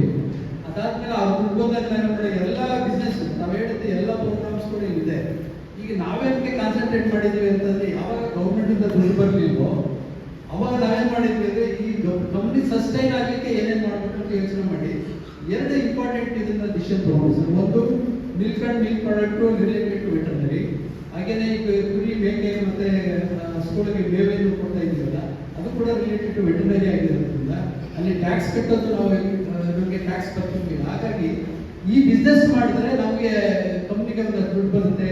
ಆಮೇಲೆ ಗೌರ್ಮೆಂಟ್ ಬಂದ ತಕ್ಷಣ ಬೇರೆ ಪ್ರೋಗ್ರಾಮ್ಸ್ ಎಲ್ಲ ಸ್ಟಾರ್ಟ್ ಮಾಡಲಿಕ್ಕೆ ಸಾಧ್ಯ ಆಗುತ್ತೆ ಅನ್ನೋ ಒಂದು ಉದ್ದೇಶಕ್ಕೆ ನಾವೇನು ಮಾಡಿದ್ವಿ ಅಂತಂದ್ರೆ ಈ 2 ಬಿಸ್ನೆಸ್ಗೆ ಕಾನ್ಸಂಟ್ರೇಟ್ ಮಾಡಿದ್ವಿ. ಆಮೇಲೆ ಅದಕ್ಕೆ ರಿಲೇಟೆಡ್ ಕೆಲವು ಬಿಸ್ನೆಸ್ ಇಂಪ್ರೂವ್ ಮಾಡಿದ್ವಿ. ಈಗ ಆ ಲಿಸ್ಟಲ್ಲಿ ಎಷ್ಟು ಹೇಳ್ತಾರೆ ನಮ್ದು ಏನೇನು ಮುಂದೆ ಪ್ರೋಗ್ರಾಮ್ಸ್ ಇದೆ ಅಂತ. ಈ 25,000 ರೂಪಾಯಿಗೆ ನಾವು ಈಗಾಗಲೇ ಒಂದಷ್ಟು ಪ್ರೊಸೆಸ್ ಮಾಡಿದ್ದೀವಿ. ನಾವು ಸರ್ ನಿಮ್ಮ ಹೆಲ್ಪ್ನ ನಾವು ತಗೋತೀವಿ ಸರ್. ಯಾಕೆಂದರೆ ನಮಗೆ 25 ಲ್ಯಾಕ್ಸ್ ಬರೋದಿದೆ. ಈ 25 ಲ್ಯಾಕ್ಸ್ ಬಂದ ತಕ್ಷಣ ನಮಗೇನಾಗಿದೆ ನೀವು ಹೇಳಿದ್ರಲ್ಲ, ಈಗ ಪ್ರೋಗ್ರಾಮ್ ನಾವು ಪ್ರೆಸೆಂಟ್ ಮಾಡ್ತೀವಿ. ಅಷ್ಟು ಪ್ರೋಗ್ರಾಮ್ಸ್ ಪ್ರಾರಂಭ ಮಾಡಲಿಕ್ಕೆ ನಾವು ಈಗ ಆಸಕ್ತರಾಗಿದ್ದೀವಿ. ಈ ಉದಾಹರಣೆಗೆ ಫರ್ಟಿಲೈಸರ್ಸ್ ಸೇಲ್ ಮಾಡಬೇಕಾಗುತ್ತೆ. ನಮ್ಮೆಲ್ಲಿನವರು ಫಸ್ಟ್ ಇದನ್ನೇ ಹೇಳ್ತಾ ಇರೋದು, ಬೋರ್ಡಿಗೆ ಹಾಕೊಂಡಿದ್ದೀರಿ, ಕುರಿ ಮೇಕೆಗೆ ಸಂಬಂಧಪಟ್ಟ ಏನು ಮಾಡ್ತಾ ಇಲ್ಲ ಅಂತ ಒಂದು ಇದು ಬಂದಿದ್ದ ಇದೆ. ಆಮೇಲೆ ನಾವು ಫಸ್ಟ್ ಟೈಮ್ ಮಾಡಿದ್ರೆ ಸ್ಟಾರ್ಟ್ ಮಾಡಬೇಕಾದ್ರೆ ನೀವು ಯಾರೋ ನಂಬಲ್ಲ, ಇಲ್ಲಿ 600 ಜನ ಬರೀ ಕಲಿಪುರದಲ್ಲಿದ್ದಾರೆ ಸೇರ್ತಾರೆ. ಫಸ್ಟ್ ಏನ್ ಮಾಡಿದ್ವಿ ಅಂದ್ರೆ 200 ಜನ ಮಾಡಬೇಕು ಅಂತ ನಾವು ಕೊಟ್ವಿ. ಆ 100 ಜನದ ಅಮೌಂಟ್ ಮೊದಲೇ ಕಟ್ಸ್ಬಿಟ್ವಿ. ಅಲ್ಲಿಗೆ ಒಬ್ಬೊಬ್ಬರು ಏನೋ ಸೇರಿದ್ದಾರೆ ಸರ್, ಈ ಕಂಪ್ನಿ ಸ್ಟಾರ್ಟ್ ಮಾಡಲಿಕ್ಕೆ ಎಲ್ಲರೂ ಕೂಡ ಸಿಕ್ಕಾಪಟ್ಟೆ ವರ್ಕ್ ಮಾಡಿದ್ದಾರೆ. 1 ಲಕ್ಷನ ಮೊದಲೇ ಕಟ್ಟಿದ್ದಾರೆ. ಆ ನಂತರ ಅವ್ರೇನ್ ಮಾಡಿದ್ರು ಅಂದ್ರೆ ಶೇರ್ನ ಕಲೆಕ್ಟ್ ಮಾಡ್ತಾ ಹೋದ್ರು. ಆಗ ನೀವು ಹೇಳಿರೋ ಉದ್ದೇಶ ಅಲ್ಲಿಗೆ ಕಂಪ್ಲೀಟ್ ಈಡೇರಿಲ್ಲ. ಯಾಕೆಂದ್ರೆ ಕುರಿ ಮತ್ತು ಮೇಕೆ ಸಾಕೋರು ಮಾತ್ರ ಇದಕ್ಕೆ ಸೇರ್ದಾರ ಆಗಬೇಕಾಗಿತ್ತು ಅನ್ನೋದೊಂದು ರೂಲ್ ಇದೆ. ಬಟ್ ಅಲ್ಲಿ ಬರಲಿಲ್ಲ. ಅದು ಅದೇನು ಹೇಳಿದ್ದಾರೆ ಅಂತಂದ್ರೆ, ಒಬ್ಬ ರೈತ ಅಂದ್ರೆ ಅವ್ರು ಇಂಟಿಗ್ರೇಟೆಡ್ ಅಪ್ರೋಚ್ ಇರಬೇಕಾಗುತ್ತೆ. ಬರೀ ಕುರಿ ಮೇಕೆ ಸಾಕೋರು ಅಷ್ಟೇ ಅಲ್ಲ, ಎಲ್ಲರೂ ಆಗಬೇಕು ಅಂತ ಅವ್ರು ಪಾಣಿನ ಒಂದು ಗೈಡ್ಲೈನ್ ಆಗಿ ಇಟ್ಕೊಂಡ್ರು. ಸೊ ಹಾಗಾಗಿ ಯಾರ್ಯಾರಿಗೆ ಪಾಣಿ ಇತ್ತು ಆ ಪಾಣಿ ಇರೋರೆಲ್ಲ ನಮ್ಮ ಡೈರೆಕ್ಟ್ ಸೆಟ್ ಮಾಡಿದ್ರು ಅಂದ್ರೆ ಶೇರ್ದಾರನ್ನು ಮಾಡಿದ್ದಾರೆ. ಈಗ ನಾವೇನ್ ಮಾಡಿದ್ವಿ ಅಂದ್ರೆ ಮೆಲ್ಲುನವರು ಅದನ್ನ ಹೇಳಿದ್ಮೇಲೆ ಈಗ ಹುಡುಗ ಬಂದ್ರೆ ನಾವು ಒಂದು ಲಿಸ್ಟ್ ಔಟ್ ಮಾಡಿದ್ವಿ. ಈಗ ಯಾರ್ಯಾರು ಕುರಿ ಮೇಕೆ ಸಾಕ್ತಾ ಇದ್ದಾರೆ ಈಗ ಇದ್ದಾರೆ ಅಂತ ಕರ್ಕೊಂಡ್ಬಂದ್ವಿ ಸರ್. ನೆಕ್ಸ್ಟ್ ಮಾರ್ಕ್ ಇದು ಯಾವ ಲೆವೆಲ್ಗೆ ನಾವು ನಮಗೆ ಭಾರಿ ಪ್ರಾಕ್ಟಿಕಲ್ ಎಕ್ಸ್ಪೀರಿಯನ್ಸ್ ಆಗ್ತಾ ಇದೆ. ಈಗ ನಮ್ಮ ಕುಮಾರ್ ಅವರು ಇದ್ದಾರೆ, ಸಿ ಕುಮಾರ್ ಅವರು, ಅವ್ರು ಏನ್ ಮಾಡಿದ್ರು ಸರ್, ಈಗ ಇದ್ರದ್ದು ಬಂಟೂರ್ದು ಕುರಿಯದು ಟಗರುಗಳನ್ನ ಫ್ರೀಯಾಗಿ ಕೊಟ್ಟರು. ಐಡೆಂಟಿಫೈ ಮಾಡಿ ಈಗ ನಾನು 1400 ಜನಕ್ಕೂ ಟೆಕ್ನಾಲಜಿ ಸ್ಪೀಡ್ ಮಾಡಿ ಅಂತ ನಾನು ಕೇಳ್ತಾ ಇದ್ದೀನಿ.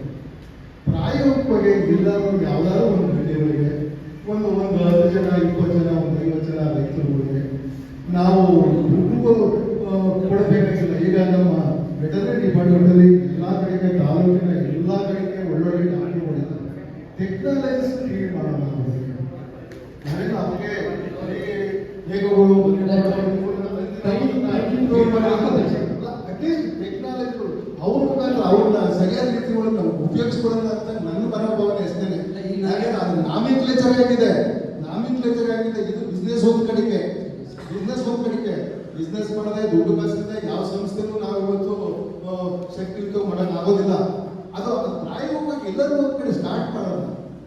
ಅದು ನಾವು ಹೇಳಿ ಸರಿ. ಇವಾಗ 600 ಜನ ಎಲ್ಲ ಇದ್ದೀವಿ, ನಮ್ಮ ಟೌನಲ್ಲಿ ಇದ್ದೀವಿ, ಯಾರ ಹತ್ರನೂ ಕುರಿಯಿಲ್ಲ, ಯಾರ ಹತ್ರನೂ ಮೇಕೆಲ್ಲ ಇಟ್ಬಿಡಿ 5 ಸೇರ್ಪು. ನನ್ನ ಸೇರಿಸಿ ನಾನು ಹೇಳ್ತಾ ಇದ್ದೀನಿ. ಈಗ ಕುರಿ ಇರೋರ ಹತ್ರ ಹೋಗೋಣ. ಈಗ ವಿ ಸಿ ಕುಮಾರ್ ಅವರಿಂದ ಹೆಲ್ಪ್ ತಗೊಂಡು, ಹೌದು ಸರ್, ಕುಮಾರ್ ಅವರ ಹೆಲ್ಪ್ ತಗೊಂಡು ನಾವೇನ್ ಮಾಡಿದ್ವಿ ಅಂತಂದ್ರೆ, ಯಾರ್ಯಾರು 25 ಮೇಕೆ ಕುರಿ ಸಾಕಿರ್ತಾರೆ ಅವರಿಗೆ ಒಂದೊಂದು ಟಗರು ಫ್ರೀಯಾಗಿ ಕೊಡೋದು ಅಂತ ಮಾಡಿ ಈಗ ಒಟ್ಟು 16 ಸರ್ ಕುಮಾರ್ ಸರ್ ಈಗ ಒಟ್ಟು 16 ಟಗರನ್ನ ನಾವು ಈಗ ಕರ್ಕೊಂಡು ಡಿಸ್ಟ್ರಿಬ್ಯೂಟ್ ಮಾಡಿದ್ವಿ ಅಂತ ನಾನು ಈಗ ಅನ್ಕೊಂಡಿದ್ದೀನಿ. ಯಾಕಂದ್ರೆ ನಾವು 4 ಕೊಟ್ಟಿದ್ದೇವೆ ನಮ್ಮ ಕಡೆಗೆ. ಹಾಗಾಗಿ ಟೋಟಲ್ ಸರ್ 16 ಟಗರುಗಳನ್ನ ನಾವು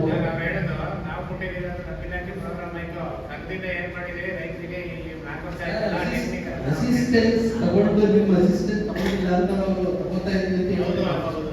ನಾನು ಹೇಳೋದು ನಮ್ಮ ಹೇಳಿದ್ರೆ ನಾನು ಒಪ್ಕೋತೀನಿ. 4 ರೂಪಾಯಿನ ನಾವು ಉಪಯೋಗಿಸ್ಕೊಂಡೇ ಇಲ್ಲ. ಏನು ಆಕ್ಟಿವಿಟೀಸ್ ಮಾಡಿಲ್ಲ. ಯಾವ್ದಾದ್ರು ನಮ್ಮ ಟ್ರೈನಿಂಗ್ ಕೊಡ್ತೀವಿ ಅಥವಾ ಯಾವ್ದಾದ್ರು ಟೆಕ್ನಿಕಲ್ ಏನಾದ್ರು ಸ್ಕೀಮ್ಸ್ ಮಾಡಿಲ್ವ, ಯಾವ್ದಾರೆಲ್ಲ ಸ್ಕೀಮ್ಸ್ ರಾಷ್ಟ್ರೀಯ ಆಯೋಗದಿಂದ ಬಂದಿದೆ, ಯಾರೂ ಉಪಯೋಗಿಸ್ಕೊಂಡಿಲ್ಲ. ನಗರ ಕಡೆಯಿಂದ ಒಬ್ಬರಿಗೂ ಬಂದು ಯಾವ ಸ್ಕೀಮನ್ನು ಬಳಸ್ಕೊಂಡಿಲ್ಲ. ಇದರಲ್ಲಿ ಏನು ಗೊತ್ತಾ ಸರ್, ಪುರಿ ಭವನ ಏನಿದೆಯಲ್ಲ ಅಲ್ಲಿಂದ ಒಬ್ಬರು ಸ್ಟೇಟ್ ಬೇರೆ ಆಯಿತು. ಅದರಿಂದ ನಾವೇನ್ ಮಾಡಿದ್ರೆ ಪ್ರದೀಪ್ ಕುಮಾರ್ ಅಂತಿದ್ದಾರೆ ಸರ್. ಅವ್ರು ಪ್ರದೀಪ್ ಕುಮಾರ್ ಮತ್ತೆ ಇವರು ಜೊತೆ ಸೇರಿ ಪ್ರಶ್ನೆ ಅದಲ್ಲ.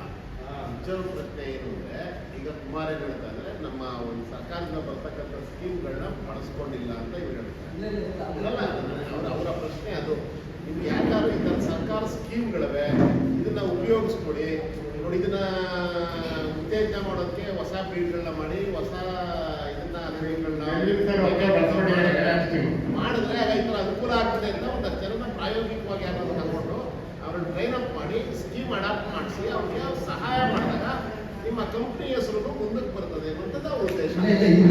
ಇದೆಲ್ಲ ನಮ್ಮ ಪ್ಲಾನ್ ಇದೆ ಸರ್. ಈಗ ನಾವು ಫಸ್ಟ್ ಪಬ್ಲಿಕ್ ಸಸ್ಟೈನ್ ಆಗಿ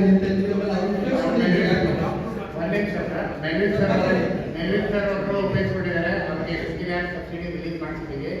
ಅದು ಸ್ವಲ್ಪ 5 ತಿಂಗಳು ತಗೊಳುತ್ತೆ, ಆದರೂ ಪ್ರೊಸೆಸ್ ಮಾಡಿ ಎಲ್ಲ ಮಾಡ್ತಿದ್ದೀವಿ. ಅದೇ ಥರ ನಮ್ಮ ಕಡೆಯಿಂದ 30-40 ಜನ ನಾವು ಮಾಡಿದ್ದೀವಿ. ಅದರ ಮುಖಾಂತರ ಮಾಡಿಲ್ಲ ಅಂತ ನಮ್ಮ ಕಂಪ್ನಿಯಿಂದ ಏನು ಮಾಡಿಲ್ಲ ನಮ್ಮ ರೈತರಿಗೆ, ನಮ್ಮ ಕಾಲೇಜಲ್ಲಿ. ಫಸ್ಟು ನಾವು ಅವ್ರಿಗೆ ತಗೊಂಡು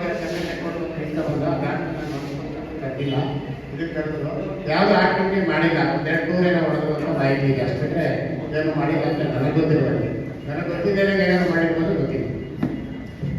ಯಾಕೆಂದರೆ ನಾನು ಸೇರ್ದಾರ, ಅದಕ್ಕೆ ಸೇರ್ದಾರ ಎರಡು ಸೇರ್ಬೇಕು ಸರ್. ಈಗ ಏನಾಗಿದೆ ಅಂದ್ರೆ, ಏನೇನು ಸೌಲಭ್ಯಗಳಿದೆ ಅನ್ನೋದ್ರ ಬಗ್ಗೆ ನಮ್ಮ ಅಸಿಸ್ಟೆಂಟ್ ಡೈರೆಕ್ಟರ್ ಪ್ರದೀಪ್ ಕುಮಾರ್ ಕೂಡ ಅವಾಗ ಕಳಿಸ್ತೀವಿ, ಅವ್ರು ಹೇಳ್ತಾ ಇದ್ದಾರೆ. ಸೊ ಈಗ ಏನಾಗಿದೆ ಅಂದ್ರೆ, ಯಾರಿಗೆ ಡಿಸ್ಕೌಂಟ್ ಮಾಡ್ತೀವಿ ಅವರು ಬ್ಯಾಂಕ್ ಲೋನು ರೆಗ್ಯುಲರ್ ಕಟ್ಟಿರ್ಬೇಕು. ಯಾರು ಡಿಫಾಲ್ಟರ್ ಆಗಿದ್ರೆ ಅವ್ರು ಕೊಡೋದಿಲ್ಲ, ಬ್ಯಾಂಕಿಂದ ಲೋನ್ ಕೊಡೋದಿಲ್ಲ. ಈಗ ನಮ್ಮ ಡಾಕ್ಟರ್ ಹೇಳಿದ್ರೆ ಸುಲಭವಾಗಿ ಏನಿಲ್ಲ, ಅವ್ರು ಹೇಳ್ತಾ ಇದ್ದಾರೆ ಈಗ ಉಪಯೋಗಿಸ್ಕೊಂಡಿಲ್ಲ ಅಂತ. ನಮ್ಮ ಹತ್ರ ಯಾರ್ಯಾರು ನಾವು ಕರಿತೀವಿ ಅವ್ರ ಹತ್ರ ಮಾತಾಡಿದಾಗ ಅವರು ಲೋನ್ 100% ಪರ್ಫೆಕ್ಟ್ ಆಗಿ ಕಟ್ಟಿದ್ರೆ ಮಾತ್ರ ಬ್ಯಾಂಕಿನಲ್ಲಿ ಅಕ್ಸೆಪ್ಟ್ ಮಾಡ್ತಾರೆ, ಅದರ್ವೈಸ್ ಮಾಡಲ್ಲ.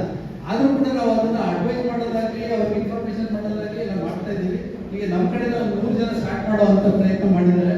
ಅದು ಕುಮಾರ್ ಹತ್ರ ಫಸ್ಟ್ ಕಳಿಸಿನೇ ನಾನು ನೆಕ್ಸ್ಟ್ ಮುಂದುವರಿತೀನಿ ಸರ್. ಇದು ಮುಂದಿನ ದಿನಗಳಲ್ಲಿ ಈಗ ಪ್ರೋಗ್ರಾಮ್ಸ್ ನಾವೇನು ಮಾಡಕೊಟ್ಟಿದ್ದೀವಿ ಅದನ್ನು ಹೇಳ್ತಾರೆ. ಈಗ ನಿಮ್ಮ ಸಜೆಷನ್ ನಾನು ಹೇಳ್ತೇನೆ ಸರ್. ಉದ್ದೇಶಿತ ಕಾರ್ಯಕ್ರಮಗಳಿಗೆ ಅಂದಾಜು ಕೊಟ್ಟು ಇಟ್ಕೊಂಡಿದ್ವಿ. ಅದೇ ನಾವು ಈಗ revolving fund 10,000 matching grades 15 lakh ರೂಪಾಯಿ ಅದು ನಾವು ಇಟ್ಕೊಂಡು ನಿರೀಕ್ಷೆ ಇಟ್ಕೊಂಡು ಇಟ್ಕೊಂಡಿದ್ವಿ ಗುರಿನ. ಹನಿ ನೀರು ತಾವು ಯಾವುದಾದ್ರೂ ಕೊಟ್ಟರೆ ಅದನ್ನ ಸೇರ್ಪಡೆ ಮಾಡ್ಕೊತೀವಿ. ಸೇರ್ಪಡೆ ಮಾಡ್ಕೊಂಡು ಈ ಕಾರ್ಯಕ್ರಮ ಮಾಡಬಹುದಾ ಇಲ್ವಾ ಅನ್ನೋದ್ರ ಬಗ್ಗೆ ಅಂತ ಉದ್ದೇಶಿತ ಕಾರ್ಯಕ್ರಮಗಳು. ಹನಿ ನೀರಾವರಿ ಸಲಕರಣೆಗಳಿಗೆ ಮಾರಾಟ ಮಾಡೋಣ ಅಂತ ಒಂದು ಕಾರ್ಯಕ್ರಮ ಇಟ್ಕೊಂಡಿದ್ವಿ. ಅದಕ್ಕೆ ಅಂದಾಜು 7 ಲಕ್ಷ ರೂಪಾಯಿ ಇಟ್ಕೊಂಡಿದ್ವಿ. ಸಾವಯವ ಉತ್ಪನ್ನ ಮಾರಾಟ 3 ಲಕ್ಷ ರೂಪಾಯಿ ಇಟ್ಕೊಂಡಿದ್ವಿ. ಸಾವಯವ ಗೊಬ್ಬರಗಳ ದರವರ್ಧನೆ ಮತ್ತು ಜೈವಿಕ ಗೊಬ್ಬರ ಮಾರಾಟ 2 ಲಕ್ಷ ರೂಪಾಯಿ. ಕೃಷಿ ಯಂತ್ರೋಪಕರಣಗಳ ಮಾರಾಟಕ್ಕೆ 15 ಲಕ್ಷ ರೂಪಾಯಿ. ಎಣ್ಣೆ ಗಾಣಗಳ ಸ್ಥಾಪನೆ, ಗಡ್ಡಕ್ಕೆ ಎಣ್ಣೆ, ಉಡಿ ಎಣ್ಣೆ 3 ಲಕ್ಷ ರೂಪಾಯಿ ಉದ್ದೇಶಿತ ಕಾರ್ಯಕ್ರಮ. ಬ್ಯಾಂಕ್ಗಳಿಂದ ಹಾಗೂ ಬಡ್ಡಿ ರಹಿತ ಇದರಿಂದ ಸಾಲ ಪಡೆಯುವುದು, ನಿರ್ದೇಶಕರಿರ್ಬೋದು ಅಥವಾ ಸದಸ್ಯರಿಂದ 30 ಲಕ್ಷ ರೂಪಾಯಿ ಇಟ್ಕೊಂಡಿದ್ದೀವಿ. ರಾಸಾಯನಿಕ ಗೊಬ್ಬರ, ರೋಗ ನಾಶಕ, ಬಿತ್ತನೆ ಬೀಜ ಮತ್ತು ಔಷಧಿ ಮಾರಾಟ 10 ಲಕ್ಷ ರೂಪಾಯಿ ಇಟ್ಕೊಂಡಿದ್ದೀವಿ. ದೊಡ್ಡ ಪ್ರಮಾಣದಲ್ಲಿ ವ್ಯಾಪಾರ ವಹಿವಾಟು, ಹಣ್ಣು, ತರಕಾರಿ, ಮಾಂಸ, ಮೀನು, ಕೋಳಿಮೊಟ್ಟೆ ಮಾರಾಟ 4 ಲಕ್ಷ ರೂಪಾಯಿ ಇಟ್ಕೊಂಡಿದ್ದೀವಿ. ಕುರಿ ಹಾಗೂ ಮೇಕೆ ಉತ್ತಮ ತಳಿಗಳನ್ನು ಆನ್ಲೈನ್ ಮೂಲಕ ವ್ಯಾಪಾರ ವಹಿವಾಟು ಪ್ರಾರಂಭಿಸುವುದು 10 ಲಕ್ಷ ರೂಪಾಯಿ ಇಟ್ಕೊಂಡಿದ್ದೀವಿ. ಅಂದಾಜು ತಾವು ಅದಂದ್ರೆ ವ್ಯಾಪಾರ ವಹಿವಾಟು ಯಾವ್ದು ಮಾಡಿದ್ರೆ ಲಾಭ, ಯಾವ್ದು ಮಾಡಿದ್ರೆ ಇದನ್ನ ನಷ್ಟ ಆಗುತ್ತೆ ಅಂತ ತಾವೇನಾದರೂ ಸಜೆಷನ್ ಕೊಟ್ಟರೆ ಅದನ್ನೂ ಸಹ ಅಧ್ಯಕ್ಷರ ಅಪ್ಪಣೆ ಮೇರೆಗೆ ನಾನು ಕೋರ್ಕೊಳ್ತೀನಿ. ಅದಕ್ಕೆ ತಾವು ಅನುಮತಿ ನೀಡಬೇಕು ಅಂತ ಈ ಸಂಘವು ಪ್ರಾರಂಭವಾಗಿ 3 ವರ್ಷ ಆಗಿದೆ.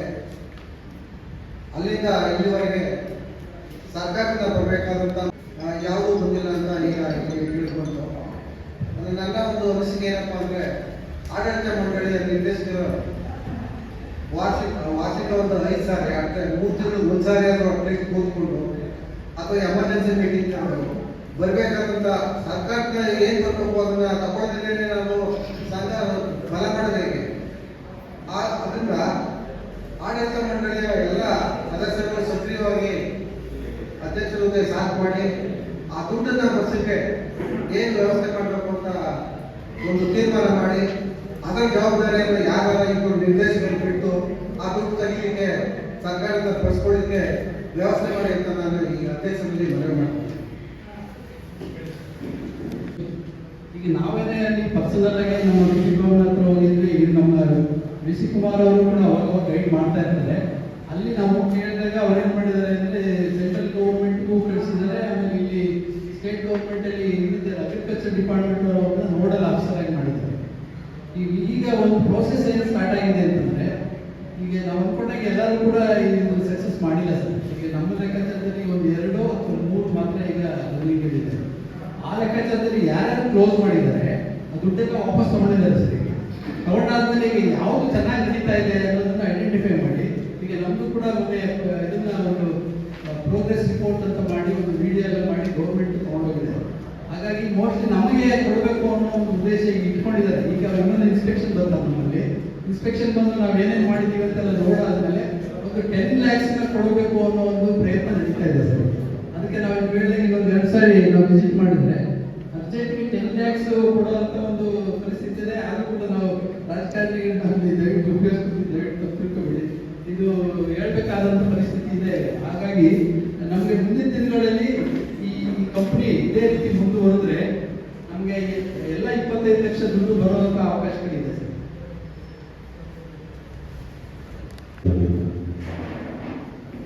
ಇದ್ದಾರೆ ನಮ್ಮ ಹಿಂದಿನ ಸಾಲಿನ ಸಭೆಯಲ್ಲಿ ಚರ್ಚೆ ಮಾಡಿದ್ದು, ಇಲಾಖೆಯ ಒಬ್ಬರು ಅಧಿಕಾರಿ ಬಂದಿದ್ರು, ಯಾಕೆ ದುಡ್ಡು ಕೊಡಿಸ್ಕೊಳಕ್ಕಾಗಿಲ್ಲ ಅಂತೇಳಿ ನಾವೆಲ್ಲ ಕೂಡ ಕೇಳಿದ್ದು, ಅವ್ರು ಕೊಟ್ವಿ ಅಂತ ಹೇಳಿದ್ರು. ಅಲ್ಲಿವರೆಗೂ ಕೂಡ ಅವರೇನೋ ಒಂದಷ್ಟು ಎಷ್ಟೋ ಲಕ್ಷ ದುಡ್ಡು ತಗೊಂಡಿದ್ರಲ್ಲ ಅವರ ಸಂಸ್ಥೆಗೆ, ಅದನ್ನ ನೀವು ವಾಪಸ್ ಕೊಡಬೇಕು ಅಂತ ಅದ್ರ ಬಗ್ಗೆ ಏನು ಕ್ರಮ ಕೈಗೊಂಡ್ರಿ ಅಂತ ನನಗೆ ಗೊತ್ತಾಗಿಲ್ಲ. ತಾವು ಇದ್ರಿ ಕಳೆದ ಸಭೆಯಲ್ಲಿ, ನೀವು ಬೇಗ ಹೊರಟೋಗ್ಬಿಟ್ರಿ ಅನ್ಸುತ್ತೆ. ಅದನ್ನ ಚರ್ಚೆ ಮಾಡಿದ್ವಿ ಲಾಸ್ಟ್ ಮಾಡಿ. ಆ ಸಂಸ್ಥೆ ನಿಮಗೆ ಈ ಹಣನೇ ಬರಲಿಲ್ಲ ಅಂತ ಅಂದಮೇಲೆ ನಿಮ್ಗೆ ಯಾಕೆ ಪರ್ಸೆಂಟ್ ಕೊಡಬೇಕು? ಅದರೊಳಗೆ ಎಷ್ಟೋ ಲಕ್ಷ ಕೊಟ್ಟಿದ್ದು ಅಂತ ಹೇಳಿದ್ರು. ವಿಕಸನ ಸಂಸ್ಥೆ ಸರ್, ವಿಕಸನ ಸಂಸ್ಥೆಗೆ NGOಗೆ ಈ ಎಲ್ಲ ಪ್ರಾಸೆಸ್ಗಳನ್ನ ಮಾಡ್ಕೊಟ್ಟಿದ್ದಕ್ಕೆ ಅವ್ರಿಗೆ ಇಷ್ಟು ಪರ್ಸೆಂಟ್ ಅಂತೇಳಿ ಹಣ ಕೊಟ್ಟಿದ್ವಿ. ಆದ್ರೆ ಗೌರ್ಮೆಂಟ್ ಇಂದನೂ ಅವ್ರದೇ ಕೆಲಸ ಅದು. ಗೌರ್ಮೆಂಟ್ ಇಂದನೂ ನಮ್ಮ ಸಂಸ್ಥೆಗೆ ಹಣ ಪಡ್ಕೊಳ್ಬೇಕು, ಎಲ್ಲ ಸೌಲಭ್ಯ ಮಾಡಿಕೊಡ್ಬೇಕಾದದ್ದು ಅವ್ರ ಕರ್ತವ್ಯ. ಅದನ್ನು ಕೊಡಿಸ್ತೇನೆ ನಿಮ್ಗೆ ಯಾಕೆ ದುಡ್ಡು ಕೊಡ್ಬೇಕು ಅಂತೇಳಿ ನಾವೆಲ್ಲ ಪ್ರಶ್ನೆ ಮಾಡಿದಾಗ ಅದು ಶೀಘ್ರ ನಾವೇನ್ ಮಾಡಿದ್ವಿ, ನಮ್ಮ ಸಂಸ್ಥೆ ಕೊಡ್ಕೊಳ್ಳಿ ದುಡ್ಡು, ಇಲ್ಲಾಂದ್ರೆ ನೀವು ಅದನ್ನ ರಿಟರ್ನ್ ಮಾಡ್ಬೇಕು, ನೀವು ವಿಕಸನ ಸಂಸ್ಥೆ ರಿಟರ್ನ್ ಮಾಡ್ಬೇಕು ನೀವು ಅಂತ ನಾವೆಲ್ಲ ಕೇಳಿದ್ವು. ಅದ್ರ ಬಗ್ಗೆ ಏನಾದರೂ ಕ್ರಮ ನಿಮ್ಮ ಆಡಳಿತ ಮಂಡಳಿಗೆ ಏನಾಯ್ತು ಹೆಚ್ಚಾಯ್ತು ಅಂತ ಗೊತ್ತಾಗಿಲ್ಲ ಸರ್. ಈ ವಿಷಯಕ್ಕೆ ಏನಾಗಿದೆ ಅಂದ್ರೆ ಈ ತರ ನಾವು ಕೇಳಿದ್ವಿ. ಆಮೇಲೆ ಅಷ್ಟೇ ಅಲ್ಲ, ಸಾಕಷ್ಟು ಅವರು ಈಗ ಹೇಳೋದೇನಂತಂದ್ರೆ, ಈ ನಮ್ಮ ಪ್ರದೀಪ್ ಅವರು ಸ್ಟೇಟ್ ಡೈರೆಕ್ಟರ್ ಹೇಳಿದ್ದಾರೆ, ಅವರು ಅವತ್ತಿಂದ ಮುಂದೆ ಯಾವ ದುಡ್ಡು ಕೊಟ್ಟಿಲ್ಲ ಸರ್, ಎಲ್ಲ ಸ್ಟಾಪ್ ಮಾಡಿರ್ತಾರೆ. ಯಾವಾಗ ನಾವು ಇಲ್ಲಿಂದ ಡಿಸ್ಕಷನ್ ಮಾಡಿ ನಾವು ಒಂದು ಲೆಟರ್ ಯಾವಾಗ ಕೊಟ್ವಿ ಅವಾಗ ಅವ್ರಿಗೆ ಏನು ಕೊಡ್ಬೇಕಾಯ್ತು ಇಲ್ಲಿಂದ ಅದೆಲ್ಲ ಫೀಸ್ ಸ್ಟಾಪ್ ಮಾಡಿ. ಈಗ ಎಷ್ಟು ಲಕ್ಷ ಕೊಟ್ಟಿರೋದು ಸಂಸ್ಥೆಗೆ? ಡಿಪಾರ್ಟ್ಮೆಂಟ್ಗೆ ಸಂಬಂಧಪಟ್ಟಿದ್ದು ಸರ್, ನಮಗೇನು ಡಿಸ್ಕ್ಲೋಸ್ ಮಾಡಲ್ಲ ಸರ್. ನಮ್ಮ ಲಾಸ್ಟ್ ಟೈಮ್ ಒಂದು ತೋರಿಸಿದ್ರಿ, ನೀವು ಎಷ್ಟು ಲಕ್ಷ ವಿಕಸನ ಸಂಸ್ಥೆ ಕೊಟ್ಟಿದ್ದೀವಿ ನಾವು ಅಂತ ಹೇಳಿ ಅವ್ರೇನೋ ಅವ್ರು ಪ್ರೆಸೆಂಟ್ ಮಾಡಿದ್ರು. ಅವ್ರೇನಂತಂದ್ರೆ ಈಗ ಒಬ್ಬೊಬ್ರು ಎಷ್ಟು ಜನ ನಾವು ಇಲ್ಲಿ ಟೋಟಲ್ ಇರ್ತೀವಿ ಡೈರೆಕ್ಟರ್ಸು, ಅದು ಈ ಶೇರ್ ಮೇಲೆ ಸರ್ ಇಲ್ಲ ಆಯವ್ಯಯದಲ್ಲಿ ಒಂದಷ್ಟು ತೋರಿಸಿದ್ರಿ ನೀವು, ವಿಕಸನ ಸಂಸ್ಥೆಗೆ ಇಷ್ಟು ಲಕ್ಷ ಕೊಟ್ಟಿದ್ದೀವಿ ಅಂತ, 7 ಲಕ್ಷದ ಏನೋ ಕೊಟ್ಟಿದ್ದೀವಿ ಅಂತ. 50,000 ನಮ್ಗೆ ಅಲ್ಲಿಂದ ಒಂದು ಡೈರೆಕ್ಷನ್ ಬಂತು ಸರ್. ಏನಂತಂದ್ರೆ 50,000 ರೂಪಾಯಿ ಆಡಿಟರ್ಗೆ ಕೊಡೋದೇನಿದೆಯಲ್ಲ ಅದನ್ನು ನೀವೇ ಕೊಡಬೇಕು ಅಂತ ಹೇಳಿದ್ರು. ಅವರು ನಮ್ಗೆ ಕೊಟ್ಟಿರೋದಿಲ್ಲ, ಅದಕ್ಕೆ ಮಾತ್ರ ಅವ್ರಿಗೆ ನಾವು ಕೊಟ್ವಿ. ಮಿಕ್ಕಿದೆಲ್ಲ ಈಗ ವಿಕಸನ ಸಂಸ್ಥೆಗೆ ನಮ್ಮ ಸಂಸ್ಥೆಯಿಂದ ಎಷ್ಟು ಹೋಗಿದೆ? ನಮ್ಮ ಸಂಸ್ಥೆಯಿಂದ ಗೌರ್ಮೆಂಟ್ ಇಂದ ಕೊಡುತ್ತೆ. ಸರಿ, ಗೌರ್ಮೆಂಟ್ ಇಂದಾನೆ ಕೊಟ್ಟಿರೋದು ನಾವು ಸರಿಯಾಗಿ ಮಾಡ್ಕೊಟ್ಟಿಲ್ಲ ಅಂತ ಬೇರೆ ದುಡ್ಡು ಬಂದಿಲ್ವಲ್ಲ? ಅವ್ರ ದುಡ್ಡು ಅವ್ರು ತಗೊಂಡ್ರು, ನಮ್ಮ ಸಂಸ್ಥೆ ಕೊಟ್ಟರು, ಸಂಸ್ಥೆ ಕೊಡ್ಬೇಕಾದ ದುಡ್ಡೇ ಇಲ್ವಲ್ಲ? ಇದ್ರ ಬಗ್ಗೆ ಏನಾದ್ರು ಆ ಸಂಸ್ಥೆ ಮೇಲೆ ಒಂದು ಅಲಿಗೇಷನ್ ಮಾಡಿ ಒಂದು ಕಂಪ್ಲೇಂಟ್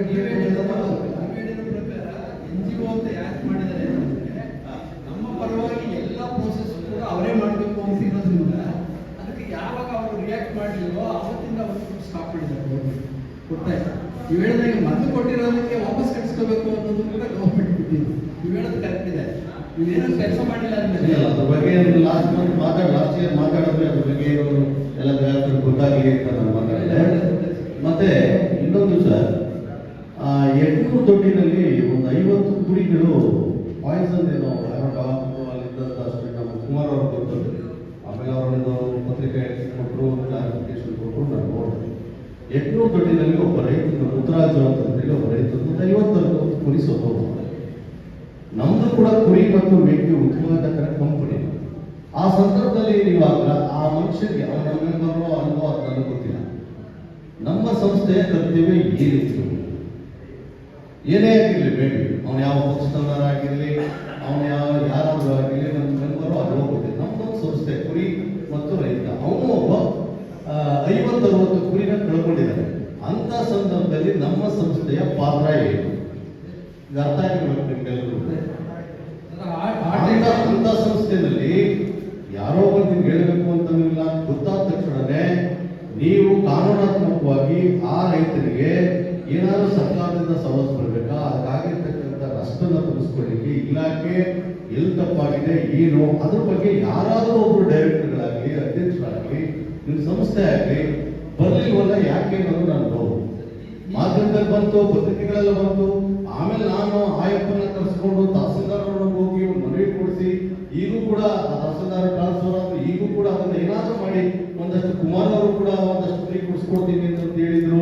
ಎಷ್ಟು ಅಷ್ಟ ಆಗಲ್ಲ, ಕಮ್ಮಿ ಏನೋ ಮಾಡ್ತೀನಿ ಅಂತ ಅಂತಿದ್ರು. ನಾನು ತಹಸೀಲ್ದಾರ್ ಅವರಿಗೆ ಯಾವ್ದಾದ್ರು ವಿಶೇಷ ಅನುದಾನ ಇದ್ರೆ ದಯವಿಟ್ಟು ಒಂದು 50-60 ಕುರಿ ಸತ್ತಿದೆ, ಇದು ಕೊಡಿಸ್ಲೇಬೇಕು ಅಂತೇಳಿ ಎಲ್ಲ ವರದಿಗಳು ನಾವು ಕೊಟ್ವಿ. ನಾನು ಹೇಳ್ತೀನಿ, ನಾವು ರೈತರು ಪರವಾಗಿದ್ದೀವಿ ನಮ್ಮ ಕಂಪನಿ ಅಂತಂತೇಳಿ, ಉತ್ಪಾದಕರ ಪರವಾಗಿದ್ದೀವಿ ಅಂತಂತೇಳಿ ಹೇಳ್ಕೊಳ್ಳಿಕ್ಕೆ ಹೋದಾಗ ಈ ತರದ ಸಾಮಾಜಿಕ ಕಾರ್ಯಕ್ರಮಗಳು ಕೂಡ ನಮ್ಮ ಸಂಸ್ಥೆ ಮಾಡಬೇಕು. ಇಲ್ಲ ಅಂತ ಎಲ್ಲಿ ರೆಕಗ್ನೈಸ್ ಆಗುತ್ತೆ, ಇನ್ನೊಂದಷ್ಟು ಜನ ಎಲ್ಲಿ ಬರ್ತಾರೆ ನಮಗೆ. ಈಗ ಏನು ನಮ್ಮ ಸೇರ್ವಳ್ರು ಮನೆಯಲ್ಲಿ ಎಷ್ಟು ಸಮಸ್ಯೆ ಆಗಿದಾವೋ, ಎಷ್ಟು ಕುರಿ ಸತ್ತಿದಾವೋ, ಎಷ್ಟು ದನ ಸತ್ತಿದಾವೋ, ಏನ್ ಸತ್ತಿದಾವೋ ಗೊತ್ತಿಲ್ಲ, ಅದಕ್ಕೂ ಇಲ್ಲ. ಆದ್ರೆ ಇದು ಒಂದಷ್ಟು ಪ್ರಚಾರ ಆಗಿತ್ತು ಮಾಧ್ಯಮದಲ್ಲಿ. ಹಾಗಾದ್ರೂ ಕೂಡ ನಾವು ನಿಮ್ಮ ಸಂಸ್ಥೆ ನೆರವು ಹೋಗ್ಬೇಕಿತ್ತು ಅನ್ನುವಂಥದ್ದು ನನ್ನ ಕಲ್ಪನೆ. ಈ ವಿಷಯಕ್ಕೆ ಅದು ಡಾಕ್ಟರ್ ಇದ್ದಾಗ ಅಲ್ಲಿ ಏನ್ ಮಾಡಿದ್ರು, ಡಾಕ್ಟರ್ ಅದಕ್ಕೆ ಜಂತುಳ ಇರ್ತಾರಲ್ಲ, ಮದ್ರೆಗಳಿಗೆ ಕೊಡ್ತಾರಲ್ಲ, ಅದಕ್ಕೆ ಕೊಡಬೇಕು ಬನ್ನಿ ಅಂತ ಕರೆದ್ರು. ಇಲ್ಲ ನಾನು ಒಂದೇ ಇರೋದು, ಡಾಕ್ಟರ್ಗಳು ಯಾರು ಇಲ್ಲ, ಕೊಡ್ತಾ ಇದೆ ಈ ತಾಲೂಕಿನಲ್ಲಿ, ಬರಲಿಕ್ಕಾಗಲ್ಲ ಅಂತ ಹೇಳಿ ಏನ್ ಮಾಡ್ತಾಯಪ್ಪ ಅಂತಂದ್ರೆ ಒಂದು ಬಾಟಲ್ ಕೊಟ್ಬಿಟ್ಟು ಇಷ್ಟಿಷ್ಟು ಡೋಸ್ ಕೊಡು ಅಂತ ಅವನಿಗೆ ಸ್ಟಿಕ್ಕರ್ ಕಿತ್ತಾಕೊಂಡು ಕೊಟ್ಬಿಟ್ಟ. ರೈತ ಏನ್ ಮಾಡ್ದ, ಅವ್ನಿಗೆ ಏನ್ ಅಂತ ಗೊತ್ತಾಯ್ತದೆ, ನೀವು ಇಂಗ್ಲೀಷ್ ಬರ್ಕೊಡುತ್ತಾ ನಾವು ಏನು ಗೊತ್ತಿದ್ದ ಸುಮ್ಮನೆ ಕಣ್ಕೊಂಡು ತಪ್ಪತ್ತವ್ರಲ್ಲ, ಹಂಗಾಯ್ತು ಆ ರೈತ ಕೊಟ್ಬಿಟ್ರು. ಆ ರೈತ ಬಂದ ಎಷ್ಟು ಡೋಸ್ ಕೊಟ್ಟನ ಏನೋ ಗೊತ್ತಿಲ್ಲ, ಡಾಕ್ಟ್ರೇ ಕೊಟ್ಬಿಟ್ಟಿದ್ರೆ ಕರೆಕ್ಟಾಗಿ ಒಂದು ಕುರಿಗೆ ಎಷ್ಟು ಬೇಕು ಅಂತ ಆ ಡೋಸ್ ಕೊಡಬಹುದಾಗಿತ್ತು. ಆಮೇಲೆ ಅದು ಮ್ಯಾನುಫ್ಯಾಕ್ಚರ್ ಡೇಟ್ ಆಗೋಗಿದೆಯೋ ಇಲ್ವೋ ಗೊತ್ತಿಲ್ಲ, ಸ್ಟಿಕ್ಕರು ಇಲ್ಲ, ಹಂಗೆ ಕೊಟ್ಟವ್ರು. ಅವ್ರು ಬಂದ ಒಂದು ಅಳತೆ ಮೇಲೆ ಏನ್ ಮಾಡ್ದ, ಎಲ್ಲ ಒಂದೊಂದು ಸಿರಿಂಜ್ ಕೊಟ್ಕೊಂಡು ಬಂದ್ಬಿಟ್ಟ, ಹೆವಿ ಡೋಸ್ ಹಾಕಿ ಸುತ್ತ ಅಧ್ಯಕ್ಷರೇ ಆಗಿರೋದಿದೆ. ಇದಕ್ಕೆ ಕಾರಣ ನಾನು ಆಮೇಲೆ ಕುಮಾರ್ ಅವರು ಹೇಳಿದ್ರು, ಅವ್ರ ಮೇಲೆ ಕ್ರಮ ಕೈಗೊಳ್ತೀವಿ, ಏನೋ ಅಲ್ಲಿ ಮಾಡಿದಂತ ಡಾಕ್ಟರ್ಗೆ ಅಂತ ಹೇಳಿದ್ರು. ಅದು ಬಿಟ್ಟರೆ ನನಗೆ ಅದೆಲ್ಲ ಸಮಸ್ಯೆ, ಕ್ರಮ ಕೈಗೊಳ್ಳೋದಿಲ್ಲ. ಆ ರೈತರಿಗೆ ಏನಾದ್ರು ಅನುಕೂಲ ಆಗ್ಬೇಕು, ಇದನ್ನ ಕಾಂಟ್ರವರ್ಸಿ ಮಾಡಿಕೊಂಡು ನಾವೇನೋ ಕೂತ್ಕೊಳ್ಳೋದಲ್ಲ. ಆ ರೈತರಿಗೆ ಏನಾದ್ರು ಒಂದಷ್ಟು ಇನ್ಶೂರೆನ್ಸ್ಗಳು ಅವು ಇವು ಏನಿದೆ, ನಮ್ಗಿನ್ನ ನಿಮಗೆ ಚೆನ್ನಾಗಿ ಗೊತ್ತಿರ್ತದೆ ಇಲಾಖೆನಲ್ಲಿ ಎಲ್ಲಿ ಏನೇನೋ ಅಂತ. ಇದು ವಿಚಾರ ತಪ್ಪಾಗೋಗಿದೆ. ಆಮೇಲೆ ಕುಮಾರ್ ಅವರು ಕೂಡ ಇದ್ರ ಮೇಲೆ ಆ ತರದ ಘಟನೆ ಆಗೋಗಳಿಗೆ ನಿಮ್ಮ ಅಸಿಸ್ಟೆಂಟ್ಗಳಿಗೆ ಡಾಕ್ಟರ್ಗಳಿದ್ದಾರೆ, ಅವ್ರಿಗೆ ದಯವಿಟ್ಟು ಯಾವುದೇ ಕಾರಣಕ್ಕೂ ರೈತರ ಕೈಗೆ ನೀವು ಕೊಡಲೇಬಾರ್ದು ಸರ್. ಯಾವುದೇ ಮೆಡಿಸಿನ್ ಆಗಲಿ ನಾನು ಬರೋಕ್ಕಾಗಲ್ಲ ನಿಮಗೆ. ಆಮೇಲೆ ರೈತರು ಕೂಡ ಅಷ್ಟೇ, ಏನೋ ಒಂದು ಸೀರಿಯಸ್ ಆಗಿರ್ತದೆ, ಅದಕ್ಕೇನೋ ಡಿಸೆಂಟ್ರಿ ಆಗಿರ್ತದೆ, ಕುರಿಗೋ ಮೇಕೆಗೋ, ಅದನ್ನ ನೀವು 3 ದಿವಸ ಬರಲ್ಲ, 4 ದಿವಸ ಬರಲ್ಲ ಏನಂದ್ರೆ ಸೊತ್ತಾಗಿತ್ತು. ಇದಕ್ಕೇನಾದ್ರು ನಿಮ್ಮಲ್ಲಿ ಡಾಕ್ಟರ್ ಕೊಡ್ತಾ ಇರೋದು ನನಗೆಲ್ಲ ಗೊತ್ತಿದೆ, ಒಬ್ಬ ಎಲ್ಲ ಇಲಾಖೆಗಳು ಅಧಿಕಾರಿಗಳು ಕೊಡ್ತಾ ಇದೆ, ಅದು ನನಗೆ ಗೊತ್ತಿದೆ.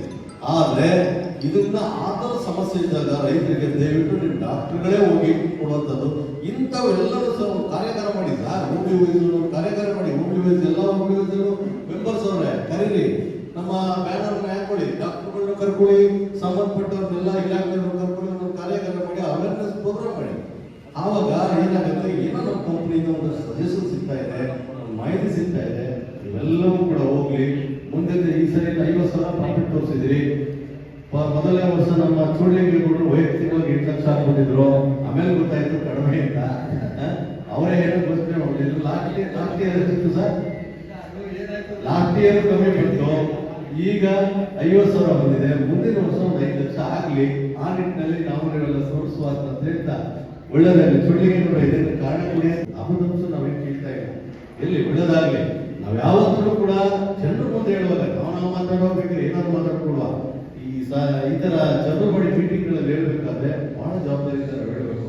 ಸುಮಾರು ಜನ ಕೇಳ್ತಾರೆ ನಾವು ಈಗುವೆ ಅಂಬೇಡ್ಕರ್ ಭವನದಲ್ಲಿ 8 ಲಕ್ಷ ಅಂತ ಹೇಳ್ತಾರೆ, ನಾವೆಲ್ಲ ಚಪ್ಪಾಳೆ ಹೊಡ್ಬಿಟ್ಟು ಆಮೇಲೆ ಗೊತ್ತಾಯ್ತು 8 ಲಕ್ಷ ಅಲ್ಲ, ಅದು ಎಲ್ಲ ಕಳೆದು ಎಷ್ಟು ಕಮ್ಮಿ ಸಿಕ್ತು ಅಂತ ಹೇಳಿ, ಹೌದಲ್ವಾ? ಸರಿ, ಈ ಸರಿ ಇನ್ನು ಮುಂದೆ ದಯವಿಟ್ಟು ಎಲ್ಲ ಕರ್ತವ್ಯಗಳು ಕನ್ನಡದಲ್ಲೇ ಇರಲಿ. ನಮ್ಮ ಆಡಳಿತ ವಿಧಾನಸೌಧದಲ್ಲೇ ಕನ್ನಡ ಆಡಳಿತ ವ್ಯವಸ್ಥೆ ಆಗಿದೆ, ನಾವು ಕೂಡ ಕನ್ನಡಕ್ಕೆ ಬೆಲೆ ಕೊಡೋಣ ಅಂತ ಹೇಳ್ತಾ ಈ ಸಭೆ ಯಶಸ್ವಿಯಾಗಿದೆ. ಎಲ್ಲ ಅಂದ್ರೆ ಅಲ್ಲ ಅವ್ರು ಹೇಳ್ತಾ ಇರೋದು ನಮ್ಮಲ್ಲಿ ಏನ್ ದೋಷಪೂರ್ಣಗಳು ಇದೆಯೋ ಅದನ್ನ ನಾವು ತಿದ್ದುಪಡಿ ಮಾಡ್ಕೊಳ್ಳೋದು ನಮ್ಮ ಕರ್ತವ್ಯ. ಖಂಡಿತ ನಾನು ಹೇಗೆ ಬಯಸ್ತೀನಿ ಅಂತಂದ್ರೆ, ಏನು ಪ್ರಾಫಿಟ್ ಅಂತ ನೀವು 1,21,00,000 ರೂಪಾಯಿ ಟ್ರಾನ್ಸಾಕ್ಷನ್ ಮಾಡಿದ್ದೀವಿ. ನಾನು ಹೇಳೋದು ಗೌರ್ಮೆಂಟಿಂದ ಸಂಬಳ ಬಂದಿಲ್ಲ, ಸಾಗಾಣಿಕೆ ವೆಚ್ಚ ಕೊಟ್ಟಿಲ್ಲ, ಪ್ರಿಂಟಿಂಗ್ ಚಾರ್ಜ್ ಕೊಟ್ಟಿಲ್ಲ, ಜನರಲ್ ಬಾಡಿದು ಅಂದ್ರೆ ಟೋಟಲ್ ಏನು ಪ್ರಾಫಿಟ್ ಬಂದಿದೆಯೋ ಪ್ರಾಫಿಟ್ ಅಂತ ಈಗ 8 ಲಕ್ಷ 6 ಲಕ್ಷ ರೂಪಾಯಿ ನಮಗೆ ಪ್ರಾಫಿಟ್ ಬಂದಿತ್ತು. ಟೋಟಲ್ ಬಂದಿರೋದು ಆ ಟೋಟಲ್ ಪ್ರಾಫಿಟ್ ಒಂದು ಸೈಡ್ ಅದನ್ನ ಕಳೆದು ನೆಟ್ ಪ್ರಾಫಿಟ್ ನಮಗೆ ಸರ್ಕಾರದಿಂದ ಬಂದಿರೋದು ಪ್ರಾಫಿಟ್ ಇದು. ಇವತ್ತು ಸಲ ಹೇಳಿದ್ದೀರಿ, ಎಲ್ಲವೂ ಕಳೆದು 50,000 ಉಳ್ಕೊಂಡಿದೆ ಅಲ್ವಾ? ಬೈಕೆ ಬಿಡಬೇಡಿ. ಈಗ ನೀವು ಅವತ್ತು ಹಾಗೆ ಹೇಳಿದ್ರಿ, ನಾವು 8 ಲಕ್ಷ ಮೊದಲನೇ ವರ್ಷಕ್ಕೆ ಏನನ್ಬಿಟ್ಟು ಎಲ್ಲರೂ 8 ಲಕ್ಷ ಒಳ್ಳೆ ನಾವು ಬಿಲ್ಡಿಂಗ್ ಸುಮಾರು 3 ಲಕ್ಷ ರೂಪಾಯಿ ಬಿಲ್ಡಿಂಗ್ ಕಟ್ಟಿದ್ದೀವಿ. ನಾವು ಅದು ಬಿಲ್ಡಿಂಗ್ ನಮಗೆ ಗೊತ್ತಿರೋ ವಿಚಾರ. ನಾವು ಅದು ಕನ್ಸ್ಟ್ರಕ್ಷನ್ಗೆ 10 ಲಕ್ಷ ರೂಪಾಯಿ ಕಟ್ಟಿದ್ದೀವಿ. 18 ಲಕ್ಷ ಇದೆ. 18 10 28 ಆಯ್ತು.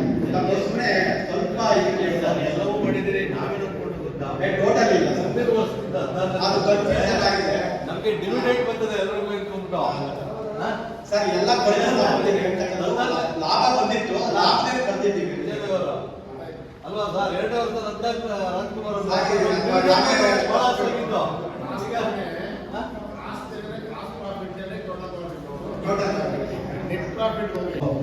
ರೈತರು ಗ್ರಾಹಕರಿಗೆ ಒಂದು 4-5 ರೂಪಾಯಿ ಹೆಚ್ಚಿಸಿ ಎಲ್ಲವನ್ನು ಹಾಲು ಉತ್ಪಾದಕರಿಗೆ ಕೊಡ್ತೀವಿ ಅಂತ ಹೇಳ್ತಕ್ಕಂಥ ಮಾತನ್ನ ಆಕ್ಚುಲಿ ವಿರೋಧ ಪಕ್ಷದವರೆಲ್ಲ ಟೀಕೆ ಮಾಡಿದ್ರು. ಅದನ್ನ ನಾವು ಸ್ವಾಗತ ಮಾಡಿದ್ವಿ. ಬೇಡ, ಟೀಕೆ ಮಾಡಬಾರ್ದು, ನೀವೇನಾದ್ರೂ ಅಡ್ಡಿ ಮಾಡಿದ್ರೆ ನಿಮ್ಮ ವಿರುದ್ಧ ನಾವು ಹೋರಾಟ ಮಾಡ್ತೀವಿ ಅಂತೇಳಿ ವಿಜೇಂದ್ರ ಅವರ ವಿರುದ್ಧ ಕೂಡ ನಾನು ಮಾತಾಡಿದ್ದೆ. ರಾಜ್ಕುಮಾರ್ ಅವರೇ, ನಮ್ಮ ತಾಲೂಕಿನವರು ಬಹಳ ಒಳ್ಳೆ ಕೆಲಸ ಮಾಡಿದಿರಿ. ನೀವು ರೈತರ ಪರವಾಗಿದ್ದೀರಿ. ದಯವಿಟ್ಟು ನೀವು 4 ರೂಪಾಯಿ ಜಾಸ್ತಿ ಮಾಡ್ತಿರೋ 5 ರೂಪಾಯಿ ಜಾಸ್ತಿ ಮಾಡ್ತಿರೋ ಎಲ್ಲ ದುಡ್ಡು ಕೂಡ ರೈತರಿಗೆ ತಲುಪುವಂತೆ ನೀವು ನೋಡ್ಕೋಬೇಕು ಅಂತ ಹೇಳಿ ಈ ಸಂದರ್ಭದಲ್ಲಿ ನಿಮ್ಮೆಲ್ಲರ ಪರವಾಗಿ ನಾನು ಹೇಳಿದ್ದೇನೆ.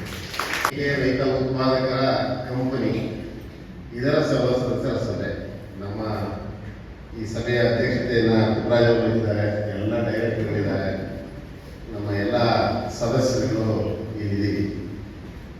ಇನ್ನು ನಮ್ಗೇನು ಅಂತಂದ್ರೆ ಒಂದು ಕನ್ಫ್ಯೂಷನ್ನು ಎಲ್ಲರೂ ಕಾಡ್ತಾ ಇದೆ. ಮತ್ತೆ ಅದನ್ನ ಇನ್ನು ಸರಿಪಡಿಸ್ಕೊಳ್ಳೋಕ್ಕೆ ಸ್ವಲ್ಪ ಟೈಮು ತಗೊಳ್ತದೆ. ನಾವು ಇನ್ನೊಂದು ಸೊಸೈಟಿಗಳ ಕಾನ್ಸೆಪ್ಟ್ ಮೇಲೆ ಈ ಒಂದು ಸಂಸ್ಥೆಯಲ್ಲಿ ಇದ್ದೀವಿ. ಇದು ಕಂಪ್ನಿ ಆಕ್ಟ್ ಅಲ್ಲಿ 1956 ಆಕ್ಟ್ ಕಂಪ್ನಿ ಆಕ್ಟ್ ಅಲ್ಲಿ ರಿಜಿಸ್ಟರ್ ಆಗಿರ್ತಕ್ಕಂಥದ್ದು.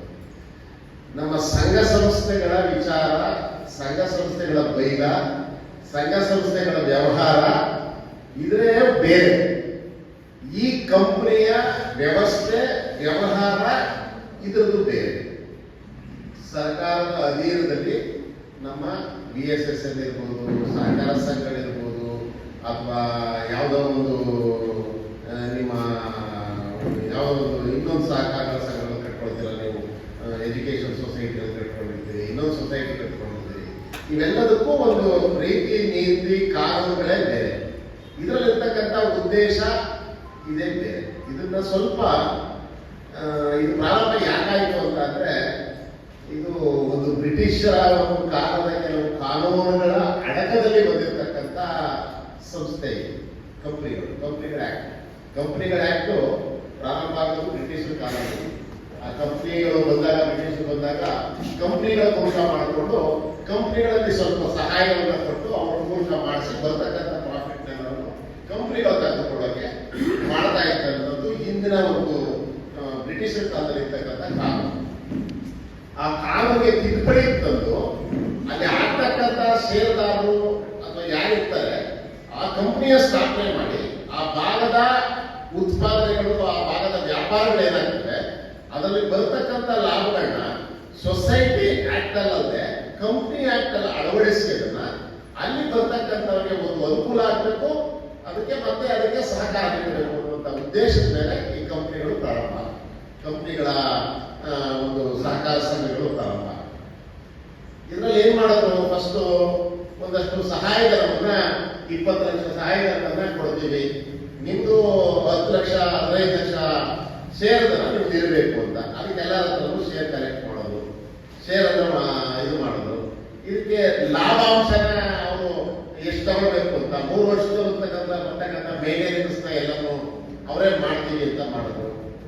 ಇದೆಲ್ಲ ಆಗ್ತಾ ಬಂತು. ಆಗ ಕೆಲವು ಆಗಲಿಲ್ಲ, ಕೆಲವು ದುಡ್ಡುಗಳು ಬರಲಿಲ್ಲ, ಅದನ್ನ ಫುಲ್ಫಿಲ್ ಮಾಡಕ್ ಆಗಿಲ್ಲ. ಈಗ ನಮ್ಮ ಪುಟ್ಟರಾಜ್ ಅವರು ಅಧ್ಯಕ್ಷರಾಗಿಕೊಂಡು ಒಂದು ಪ್ರತಿಭಾನ್ವಿತ ಇದರಲ್ಲಿ ಕೆಲಸ ಮಾಡಿದಂಥವರು ಈ ಸಂಸ್ಥೆನ ಮುನ್ನಡೆಸ್ಕೊಂಡು ಹೋಗ್ತಾ ಇರೋದ್ರಿಂದ ಇರ್ತಕ್ಕಂಥ ಎಲ್ಲ ಸಹಕಾರಿ ಬಂಧುಗಳು ಮತ್ತು ನಮ್ಮ ಡೈರೆಕ್ಟರ್ಗಳು ಬಹಳ, ಈಗ ನಮ್ಮ CEO ಮಹೇಂದ್ರ ಕುಮಾರ್ ಕೆಲಸ ಮಾಡೋದು, ಸಂಬಳ ತಗೊಂಡಿಲ್ಲ. ಮೊದಲನೇ ಒಂದು ಸ್ವಲ್ಪ ಕೆಲಸ ಮಾಡೋದು.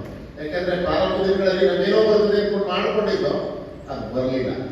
ಆದ್ರೆ ಇದೇನಾಗಿದೆ, ಒಂದು ಸಂಸ್ಥೆ ಪ್ರಾರಂಭ ಆದ್ಮೇಲೆ ಯಾವ ರೀತಿ ನಡೆಸ್ಕೊಂಡು ಹೋಗ್ಬೋದು. ಇರ್ತಕ್ಕಂಥ ಪರಿಸ್ಥಿತಿ ಏನೋ ಅನ್ಕೊಂಡು ಪ್ರಾರಂಭ ಮಾಡ್ತಕ್ಕಂಥದ್ರೆ ಪೂರ್ಣ ಪ್ರಮಾಣದಲ್ಲಿ ಅದರ ಮೇಲೆ ಡಿಪೆಂಡ್ ಆಗಿ ಹೋಗಕ್ಕಾಗೋದಿಲ್ಲ.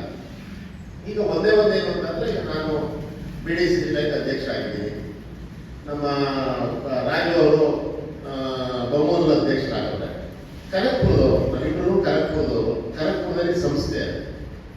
ನಮ್ಮಲ್ಲಿ ಈಗ ರೈತರಿಗೆ 10 ಲಕ್ಷ ಕೊಡ್ತಾ ಇದ್ದು 15 ಲಕ್ಷದವರೆಗೂ MPL ಕೊಡ್ತೀವಿ. ಕುರಿ ಮೇಕೆ ಸಾಕಾಣಿಕೆಗೆ ಸಾಲವನ್ನ 3% ಬಡ್ಡಿ ಕೊಡ್ತೀವಿ. ನೀವೇನು ಮಾಡ್ಬೋದಾಗಿತ್ತು, ರೈತರನ್ನ ಗುರುತಿಸಿ ಅವ್ರನ್ನ ಕರ್ಕೊಂಡು ಬಂದು ನಮ್ಮ ಹತ್ರ ಸಾಲ ಕೊಡಿಸಿ ಒಂದಷ್ಟು ರೈತರಿಗೆ ಆ ಕುರಿ ಸಾಕಾಣಿಕೆಗೆ ಉತ್ತೇಜನವನ್ನ, ಕುರಿ ಮೇಕೆ ಸಾಕಾಣಿಕೆಗೆ ಉತ್ತೇಜನವನ್ನ ಕೊಡಬಹುದಾಗಿತ್ತು. ಅದು ಅಲ್ಟಿಮೇಟ್ ಆಗಿ ಅದನ್ನು ಮಾರಾಟ ಮಾಡ್ತಕ್ಕಂಥ ಮಾಂಸವಾಗಲಿ ಅಥವಾ ಉಣ್ಣೆ ಆಗಲಿ ಅಥವಾ ನಡೀತಕ್ಕಂಥ ಬಿಸ್ನೆಸ್ ಆಗಿ ಒಬ್ಬ ರೈತರ ಕುಟುಂಬ ಒಂದು ಸದೃಢವಾದಂತಹ ಒಂದು ವ್ಯವಸ್ಥೆಗೆ ಬರುವಂತ ಒಂದು ವ್ಯವಸ್ಥೆಗೆ ಸಹಕಾರಿ ಆಗಬಹುದಾಗಿತ್ತು. ಮತ್ತೆ NLM ಸ್ಕೀಮ್ ಅಲ್ಲಿ 1 ಕೋಟಿವರೆಗೂ ಸಾಲವನ್ನ ಕೊಡ್ತಾರೆ. ಸಾಲ ಕೊಡ್ತಕ್ಕಂಥವ್ರು ನಾವು. NLM ಸ್ಕೀಮ್ ಅಲ್ಲಿ 50% ಸಬ್ಸಿಡಿ ಬರುತ್ತೆ. ಇದು ಎಷ್ಟೋ ಜನ ರೈತರಿಗೆ ಗೊತ್ತಿಲ್ಲ. ಅದು 10 ಲಕ್ಷ ಆಗ್ಬೋದು, 15 ಲಕ್ಷ ಆಗ್ಬೋದು, 20 ಲಕ್ಷ ಆಗ್ಬೋದು, 1 ಕೋಟಿವರೆಗೂ, ಮ್ಯಾಕ್ಸಿಮಮ್ 1 ಕೋಟಿವರೆಗೂ, ಅತ್ಯಧಿಕವಾಗಿ 1 ಕೋಟಿವರೆಗೂ ಸಾಲವನ್ನು NLM ಸ್ಕೀಮ್ ಕೊಡ್ತಾರೆ. ಇದು ಕುಮಾರ್ ಅವ್ರಿಗೂ ಗೊತ್ತದೆ, ಕಂಪ್ನಿಯವ್ರಿಗೂ ಗೊತ್ತದೆ, ನಮಗೂ ಗೊತ್ತದೆ. ನಾವು ಮಾತ್ರ ಬಂದು ನಮಗೆ ಡೈರೆಕ್ಟ್ ಆಗಿ ಅಪಾಯಿಂಟ್ ಮಾಡಿದ್ರೆ ನಾವು ಸಾಲವನ್ನು ಕೊಡ್ತಾ ಇದ್ದೀವಿ ಅಂತ ನಾವು ಬರ್ಕೊಡ್ತೀವಿ. ನೀವು ಅದನ್ನ ರೈತರಿಗೆ ಅನುಕೂಲ ಮಾಡುವಂತ ಕೆಲಸವನ್ನ ನೀವು ಮಾಡಬಹುದು. ಇಲ್ಲೇನು ಅಂದ್ರೆ ಕೆಲವರು ಅದನ್ನ ಉಪಯೋಗ ಮಾಡ್ಕೊಳ್ಳೋರು ಗೊತ್ತಿರುವಂತವ್ರು ಮಾತ್ರ. ಇದು ಗೊತ್ತಿರುವಂತವ್ರು ನಮ್ಮ ಮೇಲಿನಂತವರು ಅಥವಾ ನಮ್ಮ ಲಿಂಗಪ್ಪ ಅಂತಾರೆ, ನಮ್ಮ ಬುಧವಾಡಿ ಲಿಂಗಪ್ಪನಂತವರು, ಸ್ವಲ್ಪ ವ್ಯವಹಾರಿಕ ಜ್ಞಾನ ಇರ್ತಕ್ಕಂಥವ್ರು ಕೆಲವರು ಮಾತ್ರ ಇದನ್ನ ಉಪಯೋಗಿಸ್ಕೊತಾರೆ. ಅವರು ಮಾತ್ರ ನಮಗೆ ಸಹಾಯ ಮಾಡ್ತಾರೆ. ಈ ಯಾರೋ ಒಬ್ಬ ರೈತರಿಗೆ ವಿಚಾರ ಗೊತ್ತಿರಲಿಲ್ಲ, ಅದನ್ನೇ ನಾವು ಉಚ್ಚಪ್ಪ ಕೇಳೋದು. ರೈತರಿಗೆ ತಿಳುವಳಿಕೆಗಳನ್ನ ನೀವು ಈಗ ಸಂಸ್ಥೆ ಪ್ರಾರಂಭ ಮಾಡಾಗತ್ತೆ, ಕಂಪ್ನಿ ಆಗಾಗತ್ತೆ, ಅದನ್ನ ಆದ್ಮೇಲೆ ನಾವೆಲ್ಲೆಲ್ಲಿ ಏನೇನು ನಾವು ಮಾಡ್ಕೊಳ್ಬಹುದು, ನಾವೇನೇನು ಸಹಾಯಗಳನ್ನ ಮಾಡಬಹುದು ನಮ್ಮ ಪರಿಮಿತಿಯಲ್ಲಿ. ಅದ್ರಲ್ಲಿ ನಿಮ್ಗೆ ಈಗ ಒಂದು ಗೋಲ್ಡನ್ ಪೀರಿಯಡ್. ಈಗ ನಾನು BDC ಬ್ಯಾಂಕ್ ಅಧ್ಯಕ್ಷರಾಗಿದ್ದೀನಿ, ಅವರಲ್ಲಿ ರಾಜ್ಕುಮಾರ್ ಅವರೇ, ಉಪಮುಖ್ಯಮಂತ್ರಿಗಳವರೇ, ಉಪಮುಖ್ಯಮಂತ್ರಿಗಳು ಕ್ಷೇತ್ರದ ಶಾಸಕರಾಗಿದ್ದಾರೆ. ನಿಮ್ಗೆ ಫೈಲ್ ಮೂವ್ಮೆಂಟ್ ಇದೆಯಲ್ಲ, ಅದನ್ನೆಲ್ಲ ಸ್ಯಾಂಕ್ಷನ್ ಮಾಡಿಸಕ್ಕೆ ಅದು ನಿಮ್ಗೆ ಸುಲಭವಾಗಿ ಆಗ್ತದೆ. ಯಾರ್ಯಾರಿಗೆ ರೈತರು ಯಾರೊಬ್ಬ ರೈತರಿಗೆ ಸಹಕಾರ ಆದಾಗ ನಮ್ಗೆ ನಮ್ಮ ಮನಸ್ತೃಪ್ತಿಗೆ ನಾವು ನೀವು ಕಂಪ್ನಿ ಮಾಡಿರೋದು. ಇದರಲ್ಲಿ ಲಾಭ ಮಾಡಬೇಕು, ಲಾಭ ಮಾಡಿ ನೀವು ಸಂಬಳ ತಗೋಬೇಕು, ಅಥವಾ ಸಿಟಿಂಗ್ ಫೀಸ್ ಇಷ್ಟು ಬರ್ತದೆ. ನಾನು ಡೈರೆಕ್ಟ್ ಆದವರಿಗೆ ಭಾಗ NLM ಸ್ಕೀಮ್ ಅಲ್ಲಿ ಒಂದು 20 ಬಂದಾಗ ನನಗೆ ಡೈರೆಕ್ಟರ್ ತಲೆಗೆ ತಗೋಬೇಕು ಅನ್ನುವಂಥದ್ದು ಯಾರ ಉದ್ದೇಶ ಇಲ್ಲ. ನಿಮ್ಮ ಮೂಲವಾದ ಉದ್ದೇಶ ರೈತರ ಕುಟುಂಬಗಳನ್ನ, ಅವರ ಅಸ್ತಿತ್ವವನ್ನ, ಅವರ ಒಂದು ಬೆಳವಣಿಗೆಯನ್ನು ನಾವು ಮಾಡುವಂತ ಪ್ರಯತ್ನವನ್ನ ಮಾಡಬೇಕು. ಅದರಲ್ಲಿ ಮುಖ್ಯವಾಗಿ ಕುರಿ ಮೇಕೆಯ ಸಾಕಾಣಿಕೆಯ ಬಗ್ಗೆ, ಆ ಕುರಿ ಮೇಕೆಯ ಸಾಕಾಣಿಕೆ ಮಾಡುವಂತ ಸಂದರ್ಭದಲ್ಲಿ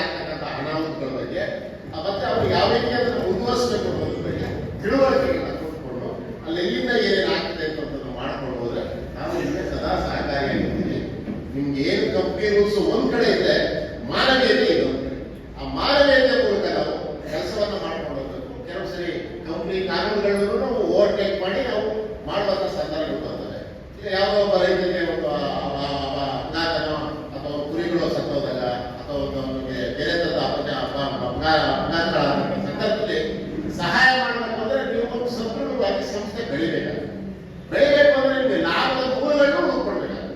ಲಾಭಕ್ಕೆ ನೀವು ಸಂಸ್ಥೆಯ ಲಾಭ ತಂದಿದಾಗ ನೀವು ಯಾರೋ ಒಂದು ಸಹಾಯ ಮಾಡಬೇಕು ಅಂದ್ರೆ ಮಾತ್ರ ಇದ್ದಾಗ ಮಾಡೋದು, ಬೇರೆಯವ್ರ ಕೈಯಲ್ಲ ಕೊಡಿಸೋದೇನು. ಇವತ್ತು ಕೊಡಿಸೋದು ಕಷ್ಟಕರವಾದ ಕೆಲಸ. ನೀವು ಅದನ್ನ ಮೂಲವನ್ನ ನೀವು ಏನೇ ಮಾರಾಟ ಮಾಡಬೇಕಾದ್ರೂ ಒಂದು ಚರ್ಚೆ ಮಾಡಿಕೊಂಡು ಏನೇನು ಈಗ ನಮ್ಮಲ್ಲಿ ಸ್ಕೀಮ್ ಇದೆ. ಈಗ MSC ಅಂತ ಸ್ಕೀಮ್ ಮಾಡಿದ್ವಿ, ಮಲ್ಟಿ ಸರ್ವಿಸ್ ಸೆಂಟರ್ ಅಂತ. ನಾವು 1 ಕೋಟಿವರೆಗೂ 1% ಇಂಟ್ರೆಸ್ಟ್ಗೆ ಸಾಲ ಕೊಡ್ತೀವಿ. 1 ಕೋಟಿವರೆಗೂ 1 ಕೋಟಿವರೆಗೂ ಸಾಲ ಕೊಡ್ತೀವಿ. ತಗೊಂಡು ನೀವು ನಿಮ್ಮ ವ್ಯವಹಾರವನ್ನು ಹೆಚ್ಚಿಸ್ಕೋಬಹುದು. ನಿಮ್ಗೆ ಆ ಸರ್ಕಾರದಲ್ಲಿ ನಿಮ್ಮ ಕಂಪ್ನಿಗಳ ಮೂಲಕವೇ ನೀವು ತಗೊಂಡು ನೀವು ಮಾಡಕ್ ಹೋದ್ರೆ ನಿಮ್ಗೆ ಅದನ್ನ ಮಾಡುವಷ್ಟಲ್ಲ, ನಿಮ್ಗೆ ಆ ಸ್ಕೀಮ್ ಮಾಡುವಷ್ಟಲ್ಲೇ ನೀವು ಅದನ್ನ ಪ್ರಾರಂಭ ಮಾಡೋದ್ರಲ್ಲೇ ಕಳ್ಕೊಂಡಿರ್ತಾರೆ ನಿಮ್ಮ ಟೈಮ್. ಈಗ ಅನೇಕ ವಿಚಾರಗಳಿರ್ತವೆ. ಇದನ್ನೆಲ್ಲ ಬಹಳ ಗಾಢವಾಗಿ ನೀವು ಯೋಚನೆ ಮಾಡಬೇಕು. ಯಾಕೆಂದ್ರೆ ನೀವೊಬ್ಬ ಸುಕ್ಷಿತ ಕುಟುಂಬದಿಂದ ಬಂದಿರ್ತಕ್ಕಂಥವ್ರು, ಸುಕ್ಷಿತರಾಗಿ 4 ಜನಕ್ಕೆ ನೀವು ವಿವೇಚನೆಯನ್ನ ಮಾಡಿಕೊಟ್ಟಿರ್ತಕ್ಕಂಥವ್ರು. ನಿಮ್ಮ ಒಂದು ನೇತೃತ್ವದಲ್ಲಿ ಒಂದು ಈ ಸಂಸ್ಥೆ ನಡೀತಾ ಇದೆ. ಇನ್ನೂ ಹೆಚ್ಚಿನ ನಿಮ್ಮ ಒಂದು ಬುದ್ಧಿವಂತಿಕೆಯಲ್ಲಿ ನೀವು ಇನ್ನೂ ಹೆಚ್ಚಿನದನ್ನು ಸಾಧಿಸಬಹುದಾಗಿ ಕೈಯಲ್ಲಿ ಅನ್ನುವಂಥದ್ದು ನಮ್ಮ ಭಾವನೆ. ನೀವೇನೋ ತಪ್ಪು ಮಾಡಿದ್ದೀರಿ ಅನ್ನುವಂಥ ಭಾವನೆ ಏನಿಲ್ಲ. ನೀವು ಮಾಡ್ತಕ್ಕಂಥ ಕಾರ್ಯವನ್ನ ಇನ್ನೂ ಒಂದಷ್ಟು ಚತುರತೆಯಿಂದ ಇನ್ನೂ ಒಂದಷ್ಟು ನಿಜವಾಗಿ ಮಾಡಬಹುದಾಗಿ ಅನ್ನುವಂಥದ್ದು ನಮ್ಮ ಎಲ್ಲ ಅಭಿಪ್ರಾಯ. ಆ ರೀತಿ ಮಾಡಿಕೊಳ್ಳೋಕೆ ನೀವು ಪೂರ್ಣ ಸಹಕಾರದಿಂದ ಹೇಳಿ ನನ್ನ ಕರೆಸಿಯನ್ನು ಮಾತನಾಡಿ ಅವಕಾಶ ಮಾಡಿಕೊಂಡಂತ ಎಲ್ಲರಿಗೂ ಧನ್ಯವಾದಗಳು ತಿಳಿಸಿ, ಮುಂದಿನ ದಿನಗಳಲ್ಲಿ ಈ ಕಂಪನಿ ಒಂದು ಒಳ್ಳೆಯ ಸ್ಥಿತಿಗೆ ಹೋಗ್ಲಿ ಅಂತ ನನ್ನ ಆಶಯವನ್ನು ವ್ಯಕ್ತಪಡಿಸಿ ಮಾತನಾಡುತ್ತೇನೆ. ನಮಸ್ಕಾರ.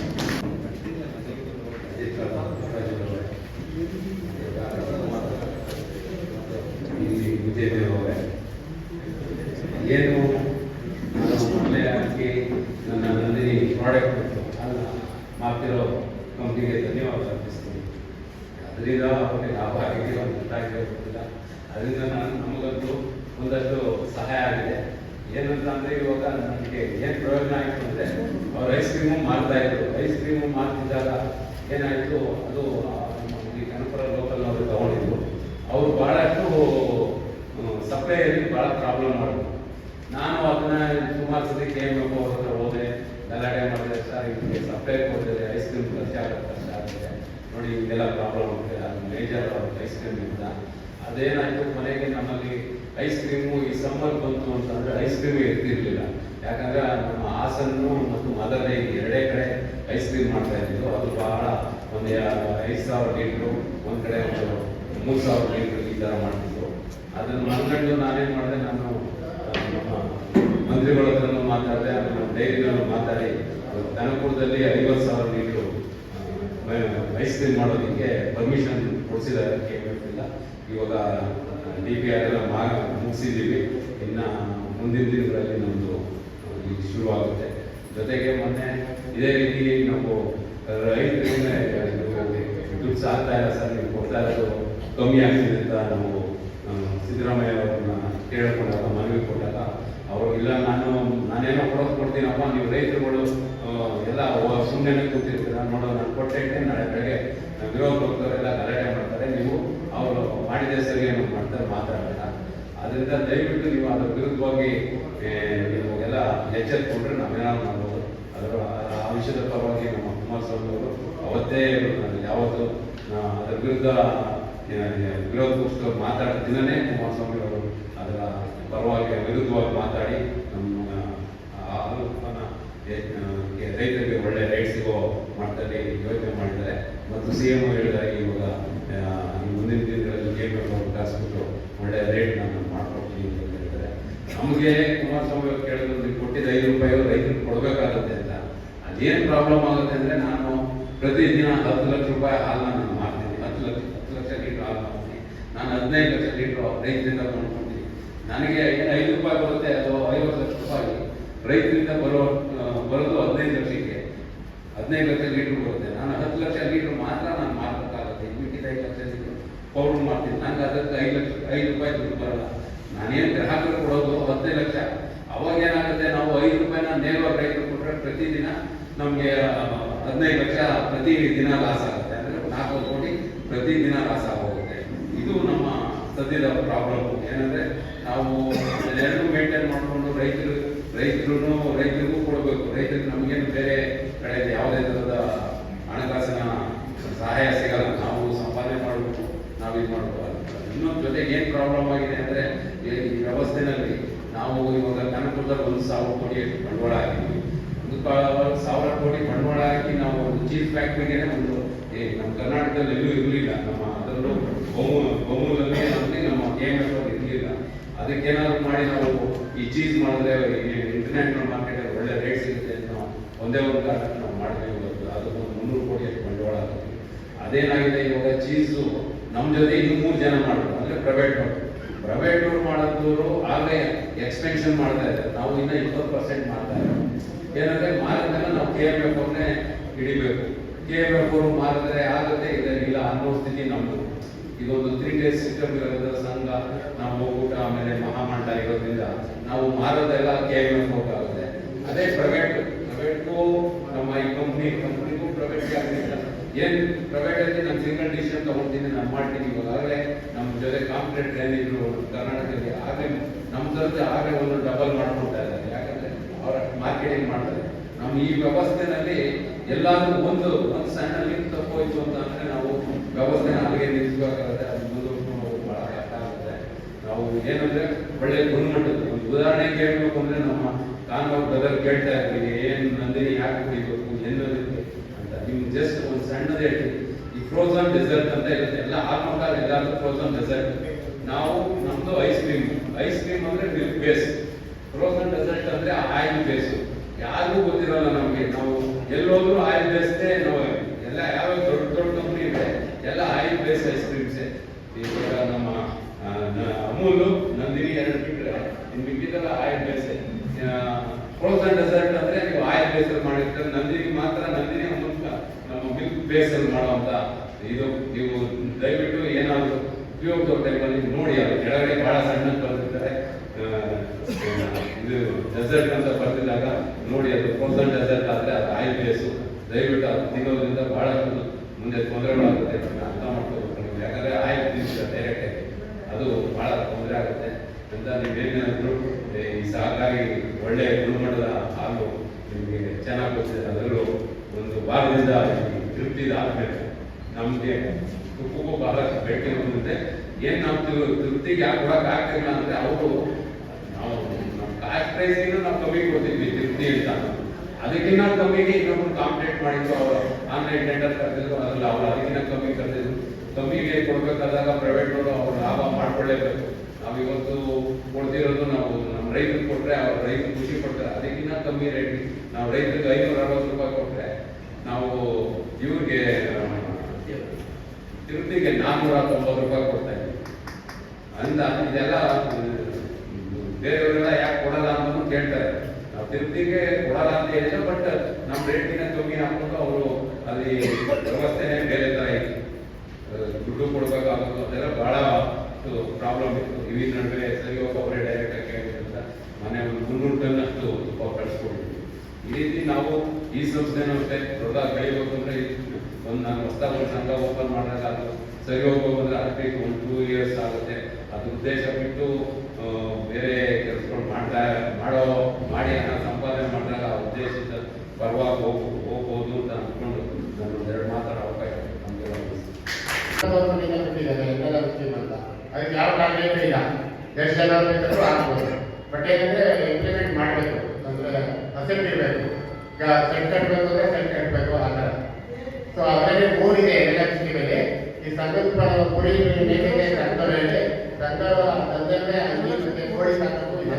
ಸೊ ಅವನು ಇದೆಲ್ಲ ಸಂದರ್ಭದಿಂದ ಎಲ್ಲ ಸ್ವಲ್ಪ ಅನುಕೂಲ ಇರುತ್ತೆ ಹೋಗ್ತಾರೆ. ಇದೇನಾಗಿದೆ, 1 ಕೋಟಿ ಪ್ರಾಜೆಕ್ಟ್ ಮಾತ್ರ ಮೊದಲು ಮಾಡ್ಬಿಟ್ಟು 5 ಲಕ್ಷ ಬೇಕಿತ್ತು ಜಮೀನು. ಅದಕ್ಕೆ ಇವಾಗ ಏನು ಸ್ಕೀಮ ಚೇಂಜ್ ಮಾಡಿದ್ದೀವಿ. ಎಲ್ಲ ಲೋಕಲ್ ಎಲ್ಲ ಅಪ್ರೋಚ್ ಕಳಿಸಿ ಮತ್ತೆ ಕಡಿಮೆ ಜಮೀನಿದ್ರೆ ಮಿನಿಮಮ್ 3 ಕುರಿ ಸಾಕು ಅಂತ ಮಾಡಿದ್ದೀವಿ.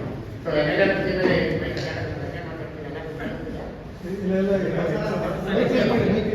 ಮಾಡಿ ಕರೆಕ್ಟಾಗಿ ಕೇಳಿಸ್ತದೆ ಮಾಡಿ. ಇದೆಯಾ? ಕರೆಕ್ಟ್ ಕೇಳಿಸ್ತಾ ಇದೆ. ಸ್ವಲ್ಪ ಇದೆ. ಹಾಂ, ನೂರು ಕುರಿಗೆ ಮಿನಿಮಮ್ 100 ಕುರಿ ಬೇಕೆ. 100 ಕುರಿ ಅಥವಾ ಬೇಕೆ ಒಂದೇ ಸ್ಕೀಮು. ಯಾರು ಬೇಕಾದ್ರೂ ಸಾಕ್ಬೋದು. 100 ಕುರಿ ಅಷ್ಟು ಮನೆ ಇರಬೇಕು. ಇದಕ್ಕೇನು ಬ್ರೀಡಿಂಗ್ ಎರಡೇ ಪಾಯಿಂಟ್ ಆಫ್ ಬೇಕಾಗಿರೋದು. ರೈತರಿಗೆ ಜಮೀನು ಇರಬೇಕು, ಬ್ಯಾಂಕಲ್ಲಿ ಅವ್ರು ಯಾರು ಸಾಲ ಇರಬಾರ್ದು. ಎರಡೇ ನಾವು ಹೇಳ್ತಾರೆ. ಉಳಿದದೆಲ್ಲ ರೆಕಾರ್ಡ್ ಡಿಜಿಟಲ್ ಮಾಡ್ಕೊಡ್ತೀವಿ, ನಾವೇ ಮಾಡ್ಕೊಡ್ತೀವಿ. ಎಷ್ಟು ಲಕ್ಷದವರೆಗೂ ಕೊಡ್ತೀರಿ? ಸಾಲ ಇರಬಾರ್ದು ಅಂದ್ರೆ ಸಿಬಿಲ್ ಸ್ಕೋರ್ ಸರಿಯಾಗಿರ್ಬೇಕು, ರನ್ನಿಂಗ್ ಇರಬೇಕು. ಸಾಲ ಇವಾಗ ಮಾಡಿದ್ರೆ ರನ್ನಿಂಗ್ ಪರವಾಗಿಲ್ಲ. ನಮ್ಮ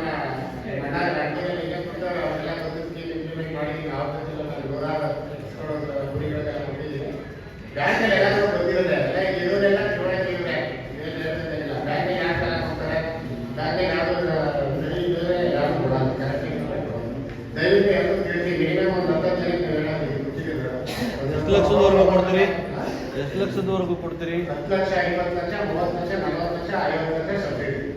ಅದರ 50% ಸಬ್ಸಿಡಿ ಅಂದ್ರೆ 1 ಕೋಟಿ ಪ್ರಾಜೆಕ್ಟ್. 100 ಕುರಿ, 200 ಕುರಿ, 300 ಕುರಿ, 400 ಕುರಿ, 500 ಕುರಿ, 100 ಕುರಿಗೆ 20 ಲಕ್ಷ.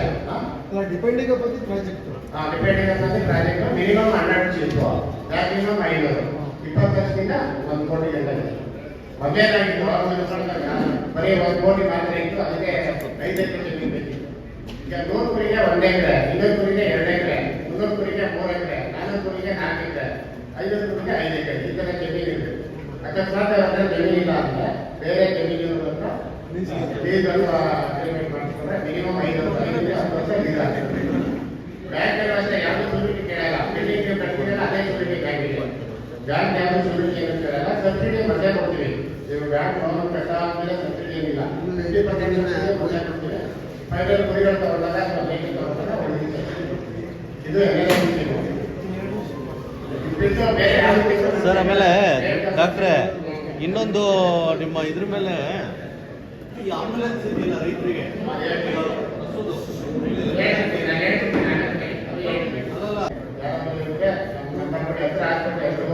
ಕಾಂಪ್ಲೆಕ್ಸ್ ಮಾಡ್ತೀವಿ. ಕನ್ನಡದಲ್ಲೇ ಎಲ್ಲ ಕಾಂಪ್ಲೆಕ್ಸ್ ಮಾಡ್ತೀವಿ. ಎಲ್ಲ ಕಡೆಯಲ್ಲೂ ಕಾಂಪ್ಲೆಕ್ಸ್ ಸಿಗುತ್ತೆ. ಇದು ಸ್ಕೀಮ್ ಬಗ್ಗೆ 2 ವರ್ಷ ಆಯಿತು. ಅವಾಗಿನ ಕಾಂಪ್ಲೆಕ್ಸ್ ಎಲ್ಲ ಕಡೆ ಸರ್ಕ್ಯುಲೇಟ್ ಮಾಡ್ತೀವಿ. ಇದು ಒಂದು ಸ್ಕೀಮ್ ಆಯಿತು. ಇನ್ನೊಂದು ನಮ್ದು ಏನಾಗಿದೆ, ಖಾಲಿ ಇದೆ ಅಂದ್ಬಿಟ್ಟು ಎಲ್ಲ ಕಡೆ ಇವಾಗ ಹೊಸದಾಗಿ ಲಾಸ್ಟ್ ಸರ್.